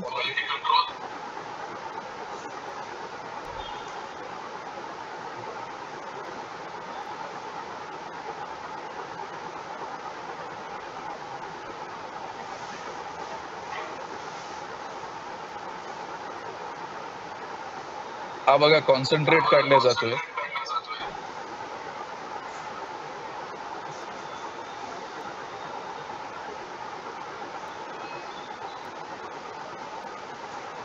कोल्ड रूम्स म्हणतात त्याला. याच्या -20 डिग्री टेम्परेचर मध्ये हे साठवलं जातं. दुरून हा प्लांट असा दिसतो. हे बॉयलर आहे, हा ETP म्हणतो आपण याला, आणि हा प्लांटचा पूर्ण व्ह्यू आहे.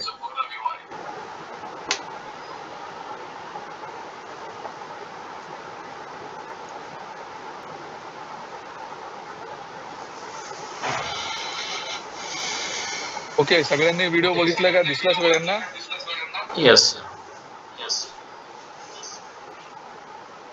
सर. आता याच्या मागे, आता या व्हिडिओ बद्दल तुम्हाला क्विकली सांगतो मी. बेसिकली हे दाखवायचा उद्देश काय होता, हा एक पूर्ण प्लांट आहे. या प्लांट मध्ये तुम्हाला सुरुवातीपासून जर तुम्ही बघितलं ना, तर एक त्याचा सिक्वेन्स आहे. ओके, रॉ मटेरियल आला, त्याची सॉर्टिंग झाली, साईज वेगळे केले आपण, नंतर त्याचं आपण ज्यूस काढलं, आणि नंतर त्याला कॉन्सन्ट्रेट करून त्याला कोल्ड रूम मध्ये आपण नेऊन ठेवलं, साठवलं, आणि पुढे ते पाठवून दिलं ज्यांना पाठवायचं होतं. हे सगळं बघत असताना त्याच्यामध्ये तुम्हाला इलेक्ट्रिकल लाईट दिसले असतील, तुम्हाला काही ठिकाणी मशीन दिसले असतील, मोटर्स दिसले असतील, आणि टच स्क्रीन वाले काही तुम्हाला स्क्रीन पण दिसले असतील. लोक त्याला टच करून काहीतरी करतात. ओके, आता हे जे आहे ना, याला आपण ऑटोमेशन म्हणतो. ऑटोमेशन म्हणजे नेमकं काय की माणसाची त्याच्यामध्ये इन्व्हॉल्वमेंट कमीत कमी करून क्वालिटी इन्शुअर करायची आणि एरर कमी करायचे. पूर्वी हे सगळं मॅन्युअली होत असेल कदाचित. ओके, तर आता इथं त्याचं बेसिकली संदर्भ असा आहे की ऍज अ इलेक्ट्रिशियन, आता याच्यामध्ये सगळ्या ट्रेडच्या लोकांनी काम केलेलं आहे. सिव्हिल वाल्यांनी रस्ते बनवले, बिल्डिंग उभी केली, इलेक्ट्रिकल वाल्यांनी ट्रान्सफॉर्मर लावले, तिथे जनरेटर्स लावले, त्याच्यानंतर त्यांनी सगळं ऑटोमेशनची केबलिंग केली, लाईट फिटिंग लावल्या. ओके, असं करून हा एकंदरीत प्रोजेक्ट तयार होतो. शेवटी जे तुम्ही त्या व्हिडिओमध्ये बघाल तर तुम्हाला दुरून एक व्ह्यू दिसतो, त्याच्यामध्ये तुम्हाला फोटो दाखवेल मी. तर तो भारतामधला पहिला असा प्लांट आहे ज्याला 100% 2014-15 मध्ये आपण LED लाइटिंग मध्ये घेतलं होतं, जेव्हा LED तेवढं प्रचलित नव्हत्या. तर त्याच्यामुळे जवळपास 2 करोड रुपयाची फक्त आपण त्यावेळेस लाइटिंग लावलेली आहे तिथं. ओके, तर आता हे लाइटिंगचे कनेक्शन कसे करणार, त्याचे ड्रायव्हर, आज सगळं मार्केट फ्लड झालेलं आहे सगळं LED वगैरे. तर आता ह्याच्यामध्ये तुमचा जो सहभाग आहे ते प्रत्येक लेवलला होऊ शकतो. HT साईड असेल, 11 kV, 33 kV, LT साईड असेल, 12 व्होल्टचं ऑटोमेशन सिस्टीम असेल, PLC असेल, तर या ठिकाणी तुम्हाला बरोबर आपलं काम दाखवता येईल, प्रोव्हाइडेड तुम्हाला त्या गोष्टींचं स्किल यायला पाहिजे. आता हे जे फॅक्टरीचे इंटरनल काही फोटो आहेत, मी तुम्हाला दाखवू इच्छितो 2 मिनिटांमध्ये, आणि ते फास्ट फॉरवर्ड मध्ये घेऊया आपण. तेच व्हिडिओमध्ये जे होत्या त्याच फोटोज मी तुम्हाला दाखवतो. आता हा तुमचा ज्यूस एरिया आहे किंवा बॉयलर एरिया आहे. ओके, ते कन्व्हेअर, त्याच्यावर ते फळं फिरायचे. तर आता याच्यामध्ये हळूहळू तुम्ही बघितलं ना, तर याच्यामध्ये तुम्हाला इथं लाईट फिटिंग दिसतील. माझा माऊसचा कर्सर दिसत आहे, बरोबर. इथं तुम्हाला केबल्स दिसतील, केबल्स चाललेले आहेत वर खाली. ओके, व्हिडिओ दिसत नाही. आता इलेक्ट्रिकलचं कुठं काय दिसतंय त्याच्यावर तुम्ही नजर मारायला पाहिजे. या फोटोमध्ये मला हा स्ट्रीट लाईट पोल दिसतो. आता याला आपण हॉपर असं म्हणतो. आता इथं सगळीकडे इलेक्ट्रिकल कुठं दिसते ते तुम्ही सगळ्यांनी शोधायचं आहे. इलेक्ट्रिकलशी संबंधित काय काय दिसतात इथं बघा. इथं बघा, हा एक टँक आहे, इथे एक केबल दिसते, सेन्सर केबल याची. ओके, त्याच्यानंतर इथं स्विच बोर्ड दिसतात, हा वेगळ्या. इथं परत बघा, हा कंट्रोल पॅनल दिसतोय इथे.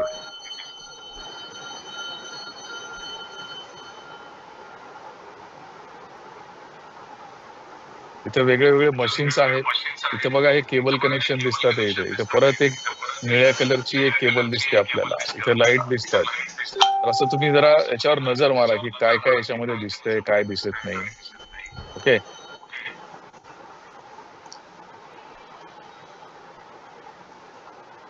त्याच्यामध्ये बघा वेगवेगळ्या पाईपलाईन्स आहेत, त्याच्यामधनं सगळं तुमचं स्टीम असेल, कंप्रेस्ड एअर असेल, पाणी असेल, ते आणलं जातं प्रोसेसिंगसाठी. हा टँक एरिया आहे. आणि तुम्हाला जे कोल्ड रूम सांगत होतो मी, हा बघा, कोल्ड रूम मध्ये असे वेसल्स ठेवलेले असतात, आणि इथं लाईट फिटिंग आणि एअर कंडिशनिंग आहे. म्हणजे इथं आपण एक टेम्परेचर मेंटेन करतो. तर आता इथं लाईट फिटिंग ह्या वेगळ्या प्रकारच्या दिसतात, फॉल सिलिंग वाल्या. ओके, त्यांचं टेम्परेचर रेंज ही वेगळी असते की बाबा ते मायनस टेम्परेचर मध्ये सुद्धा ते चालायला पाहिजे. ओके, तर ह्या सगळ्या टेक्नॉलॉजी आपल्याला दिसतील. आता पुढे एक तुम्हाला इक्विपमेंट दाखवतो मी, ज्याची हाईट 30 मीटर होती साधारणतः. हा जो आहे हे आपण जर्मनीहून इम्पोर्ट केलेला इक्विपमेंट होता. याच्यामध्ये काय होतं, जशा दारूच्या प्रोसेसमध्ये अल्कोहोलला इव्हॉपरेट करून त्याला थंड करून मग ते काढलं जातं, किंवा मग दुधाचं पॉश्चरायझर वगैरे केलं जातं, तसं त्या ज्यूसला गरम करून त्याची वाफ केली जाते. वाफ करून ती थंड केली जाते आणि नंतर मग ते प्रॉडक्ट म्हणून वापरलं जातं. त्याच्यामुळे काय होतं की कडूपणा प्रॉडक्टचा निघून जातो. ओके, आणि त्याच्यामध्ये काही बॅक्टेरिया असतील तर ते मरतात. ओके, तर तुम्हाला मगाशी बोलत होतो की ते प्रत्येक प्लांटच्या वेगवेगळ्या भागामध्ये वेगळी हाईट आहे. त्याचं कारण हेच आहे की जे मॅन्युफॅक्चरिंग इक्विपमेंट आहेत ते आपले छोटे मोठे असल्यामुळे त्याप्रमाणे बिल्डिंगचं साईज डिफाईन केलं जातं. ओके, आता हे करत असताना आम्ही जेव्हा प्लॅनिंग करतो त्यावेळेस इलेक्ट्रिकल ड्राफ्ट्समन नावाचा प्राणी आम्हाला लागतो, जो ऑटोकॅड आणि 3D ड्रॉइंग्स आमच्यासाठी बनवतो. ओके, तर आम्ही अशाच लोकांना घेतो की ज्यांना इलेक्ट्रिकलचं नॉलेज आहे, प्लस त्याच्यासोबत ऑटोकॅडचं पण त्यांना नॉलेज आहे बऱ्यापैकी.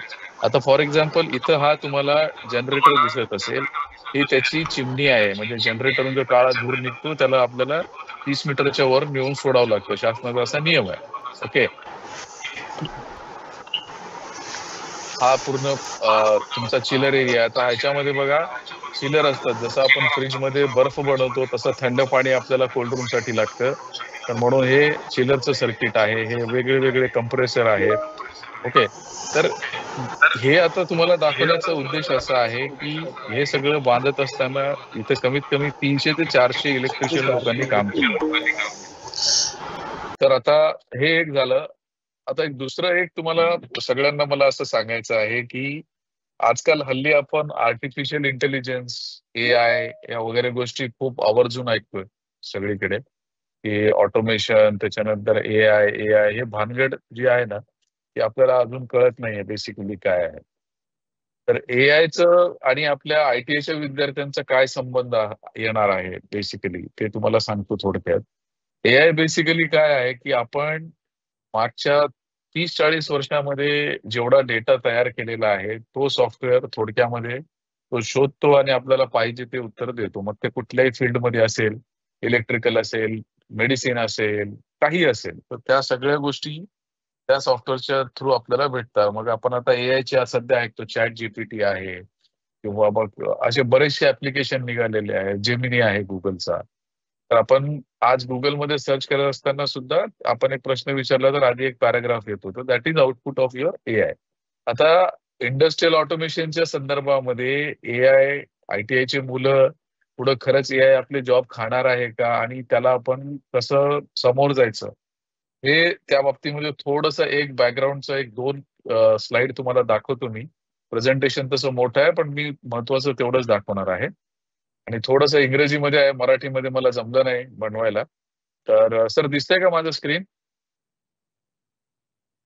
हॅलो हॅलो, येस सर, दिसतंय सर, दिसतंय सर. आवाज दिसतंय सर. आणि आवाज पण येतोय ना? All clear. अगदी छान आहे. हा, आता बघा हे जे AIच्या आधी ना मी तुम्हाला ऑटोमेशन बेसिकली कसं इव्हॉल्व्ह झालं over a period of time, म्हणजे मागच्या 300 वर्षामध्ये आपण कसं प्रगती करत गेलो, तर त्याचे 4 स्टेजमध्ये आपण पुढे गेलो. एक होतं इंडस्ट्री 0.1. याच्यामध्ये तुम्हाला जर आठवत असेल तर ते औद्योगिक क्रांती नावाचं आपण इतिहासामध्ये वाचायचो, की ते इंग्लंडची औद्योगिक क्रांती झाली, फ्रान्सची झाली, अमेरिकेत झालं. तर तो जो काळ होता त्याच्या काळामध्ये पाणी आणि स्टीम, वाफ आणि हे जे आहे ना, त्याच्या हिशोबानं आपण थोडस माणसाची जी हे होती, म्हणजे ह्युमन पॉवर जिथं लागायची त्याला आपण मशीन्सनं त्याला रिप्लेस केलं थोडक्यामध्ये. स्टीम इंजिन आले, त्याच्यामुळे बॉयलर्सचं प्रमाण वाढलं, स्टीम बनवून आपण यंत्र चालवायला लागलो. नंतर आलं 1870ला इंडस्ट्री 0.2, म्हणजे इंडस्ट्री 0.2 आपण त्याला म्हणतो. याच्यामध्ये असेंब्ली लाईनचा कन्सेप्ट आला. म्हणजे 19व्या शतकामध्ये आणि 20व्या शतकाच्या स्टार्टिंगला जर तुम्ही बघितलं तर इंटरनेटवर तुम्ही युट्यूबवर व्हिडिओ बघू शकता की फोर्ड नावाच्या कंपनी जी होती त्यांनी सर्वात आधी असेंब्ली लाईनचा कॉन्सेप्ट आणला जगामध्ये, की बाबा एक कन्व्हेअर ठेवायचं, त्याच्यामध्ये सिक्वेन्शियली कारला आपण कसं असेंबल करू शकतो. त्याच्यामुळे काय झालं की कार ही अफोर्डेबल झाली जगाला आणि ती स्वस्त झाली.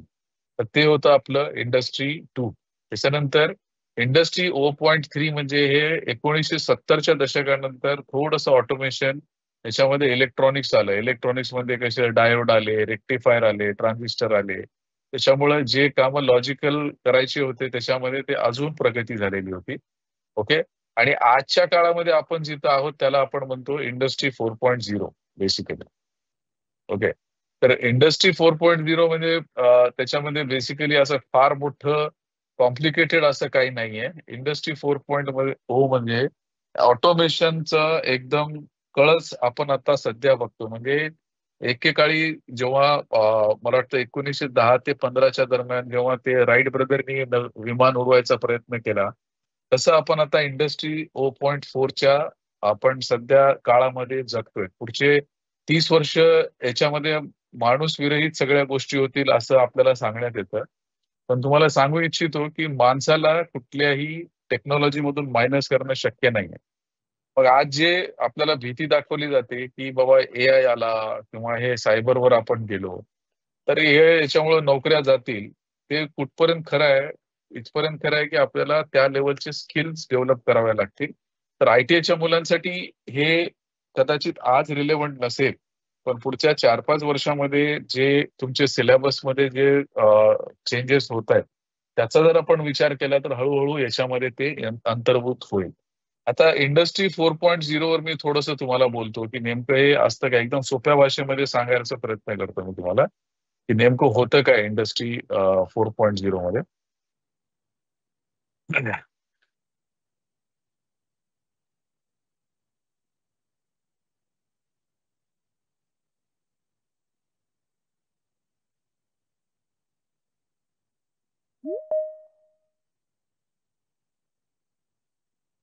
स्क्रीन दिसतंय ना सर माझं?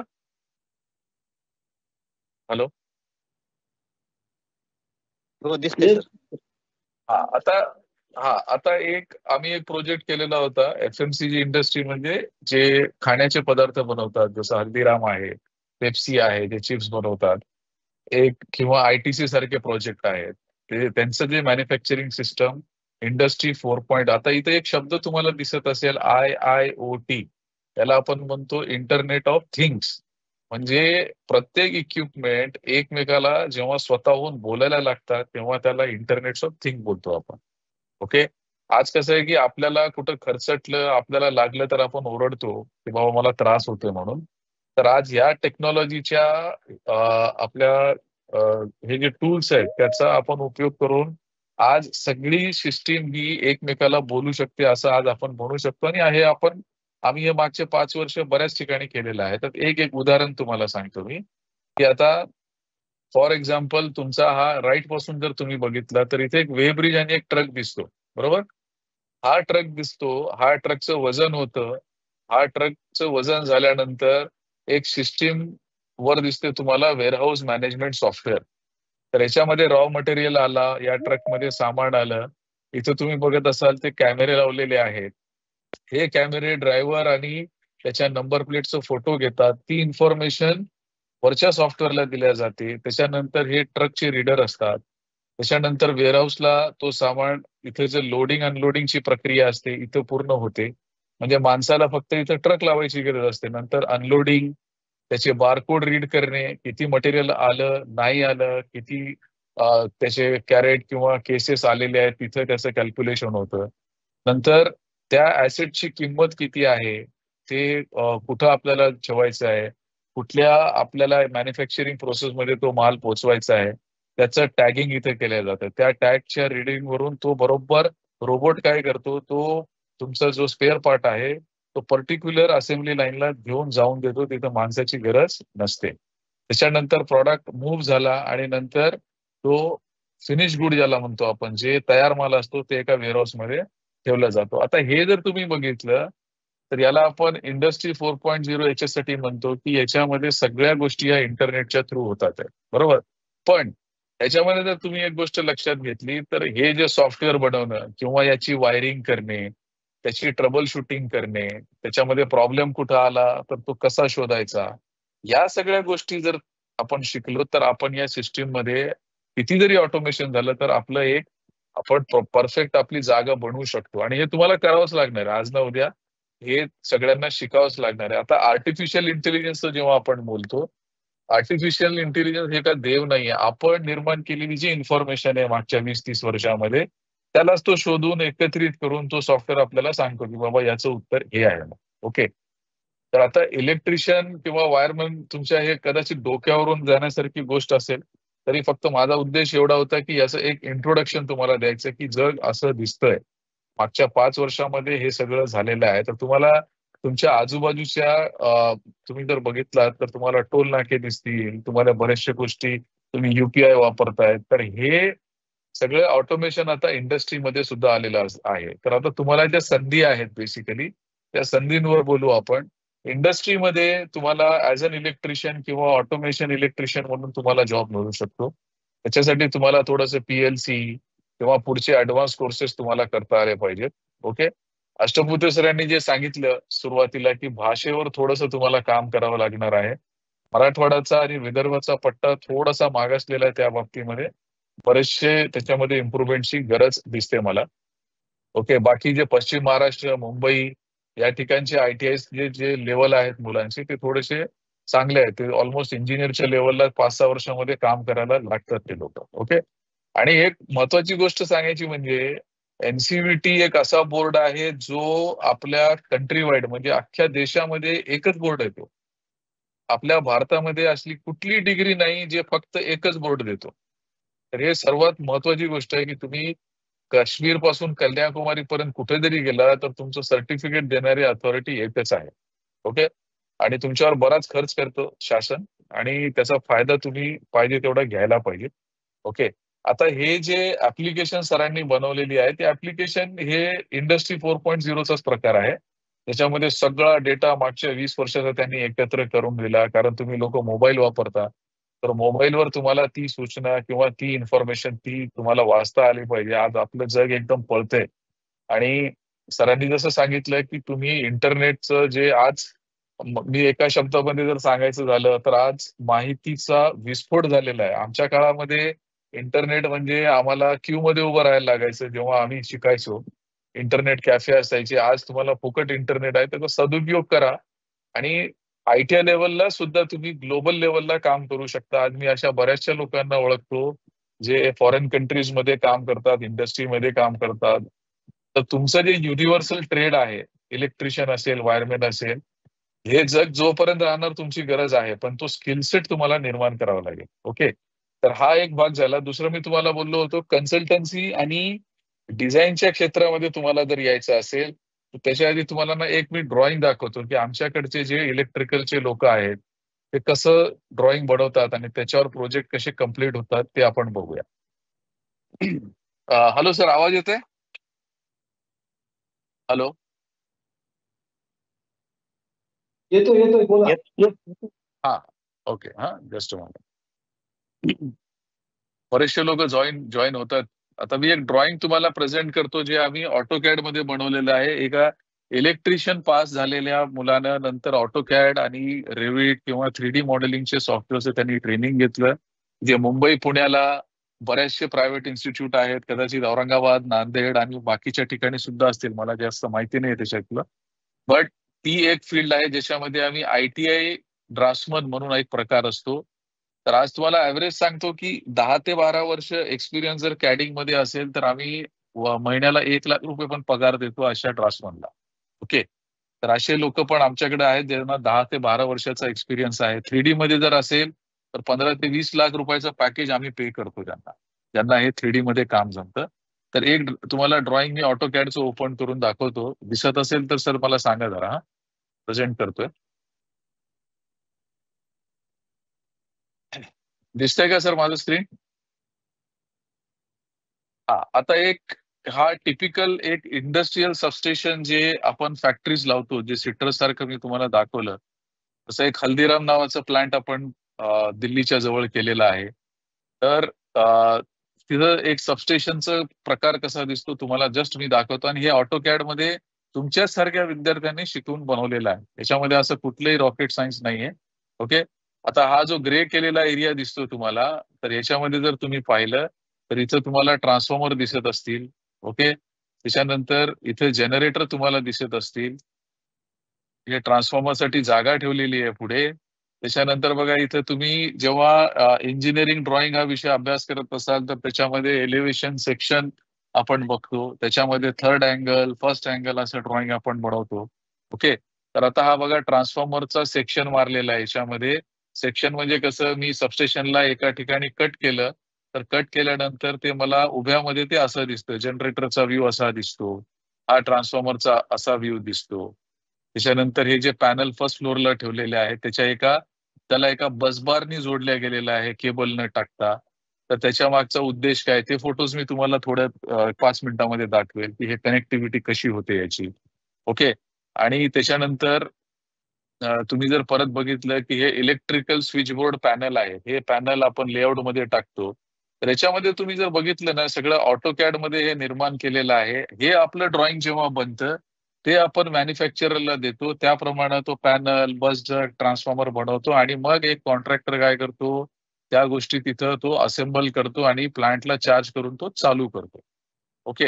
तर this is just a rough idea I am saying. आणि इथं बघा युपीएस पण आपण ठेवलेले आहेत मोठे इंडस्ट्रियल स्केलचे 200 kVA चे युपीएस आहेत, ज्याच्यावर मॅन्युफॅक्चर चालतात सगळ्या. ओके. तर ह्या गोष्टी ऑटोकॅड मध्ये तुम्हाला करता येतील. याच्यासाठी तुम्हाला वेगळी ट्रेनिंग घ्यावी लागेल. आता मी तुम्हाला फोटोज दाखवतो एखाद्या प्रोजेक्टचे ज्याच्यामध्ये हे पॅनल्स वगैरे दिसतात. ओके. पटेल आवाज येतोय ना माझा? जरा मध्ये मध्ये सांगत राहा. हा, थोडं माझ्याकडे कनेक्शन जरा वीक झालंय, तरी प्रयत्न करतोय. ओके. आता एक टिपिकल इंडस्ट्रियल सबस्टेशन असं दिसतं. याच्यामध्ये बघा हे ट्रान्सफॉर्मर दिसतात तुम्हाला. हे असं काय वरून देवानं मांडलेले नाहीयेत किंवा कोणाच्या डोक्यावर आलं की बाबा चलो इधर आज ट्रान्सफॉर्मर लगाते हैं, असं नाहीये. इथं याचं प्रॉपर जसं मी तुम्हाला लेआउट दाखवला तसं ड्रॉइंग बनवण्यात आलं. त्याच्यानंतर त्याची प्लेसमेंट करण्यात आली आणि ह्याला जे बसडक्ट मी तुम्हाला बोललो या रूमच्या आतमध्ये तुम्हाला पॅनल दिसतील की ते कसे कनेक्ट होतात. ओके. पुढच्या स्लाइडला जातो मी.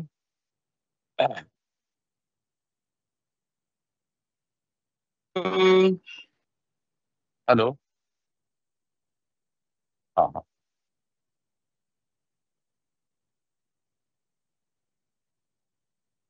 आता बघा ते बसडक्ट ज्या होत्या ग्रे कलरच्या त्या येऊन अशा ह्या ट्रान्सफॉर्मरच्या नंतर जो पॅनल लागतो आपला, एअर सर्किट ब्रेकर्स लागतात, त्याच्यामध्ये येऊन ते टर्मिनेट झालेले आहेत. तर हे कुठून आलं? आता ही जी बसडक्ट आहे त्याची हाईट किती पाहिजे जमिनीपासून, हा पॅनल वॉलपासून किती पाहिजे, इंडियन स्टँडर्ड काय म्हणतात त्या बाबतीमध्ये, याची करंट कॅरिंग कॅपॅसिटी किती असायला पाहिजे, हा सगळा डिझाईनचा प्रकार असतो. ह्या फील्डमध्ये पण तुम्ही बरंचसं काही करू शकता. तर हेच मला दाखवायचं होतं. तर काही कोणाचे प्रश्न असतील तर ते तुम्ही मला वाटतं तेवढा वेळ नाही आता आपल्याकडे, पण पुन्हा कधीतरी जेव्हा कनेक्ट होऊ तर आपण या बाबतीमध्ये अजून चर्चा करूया.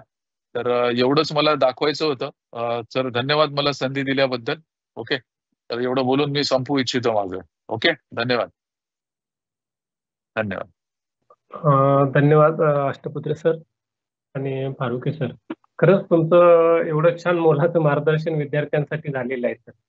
आणि आता विद्यार्थी बऱ्याचसा याचा फायदा पण घेतलेला आहे. आता विद्यार्थ्यांनाच हा जो प्रोग्राम खास केलेला होता त्यांच्यासाठी जो ऍप होता त्या ऍपच्या संदर्भात आता किरण भाऊ पुढे माहिती देतील आणि आभार प्रदर्शन शेवटी सर ढगे सर करतील अशी मी विनंती करतो. कंटिन्यू करा सर, कारण ऍपच्या बाबतसाठी मुलं जास्ती नाही आहेत.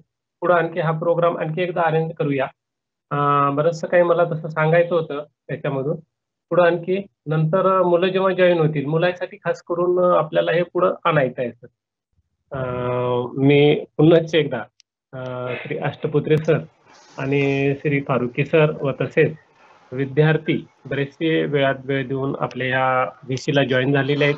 आणि विद्यार्थ्यांना मी एक विनंती करेन की हा दर संडेचा आपला हा प्रोग्राम राहणार आहे इथून पुढं दर रविवारी, कारण दिवसभर तुम्ही ITI मध्ये असता, ITI मधून तुम्हाला वेळ भेटत नाहीये.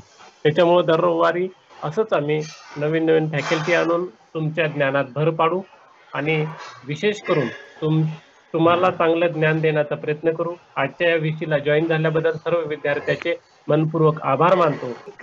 पवार सर यांनी सुद्धा वेळ देऊन विद्यार्थ्यासह आजच्या विषयाला जॉईन झाले याबद्दल मी सर्वांचे आभार व्यक्त करतो. आणि पुढच्या रविवारी परत आपण एकदा असंच जॉईन होऊया. त्याचं शेड्यूल आणि पाठवल्या जाईल आणि ढगे सरांच्या वतीने हा विषय असं मी जाहीर. Thank you sir. परत एकदा सगळ्यांचे मनापासून आभार व्यक्त करतो. थांबतो. धन्यवाद.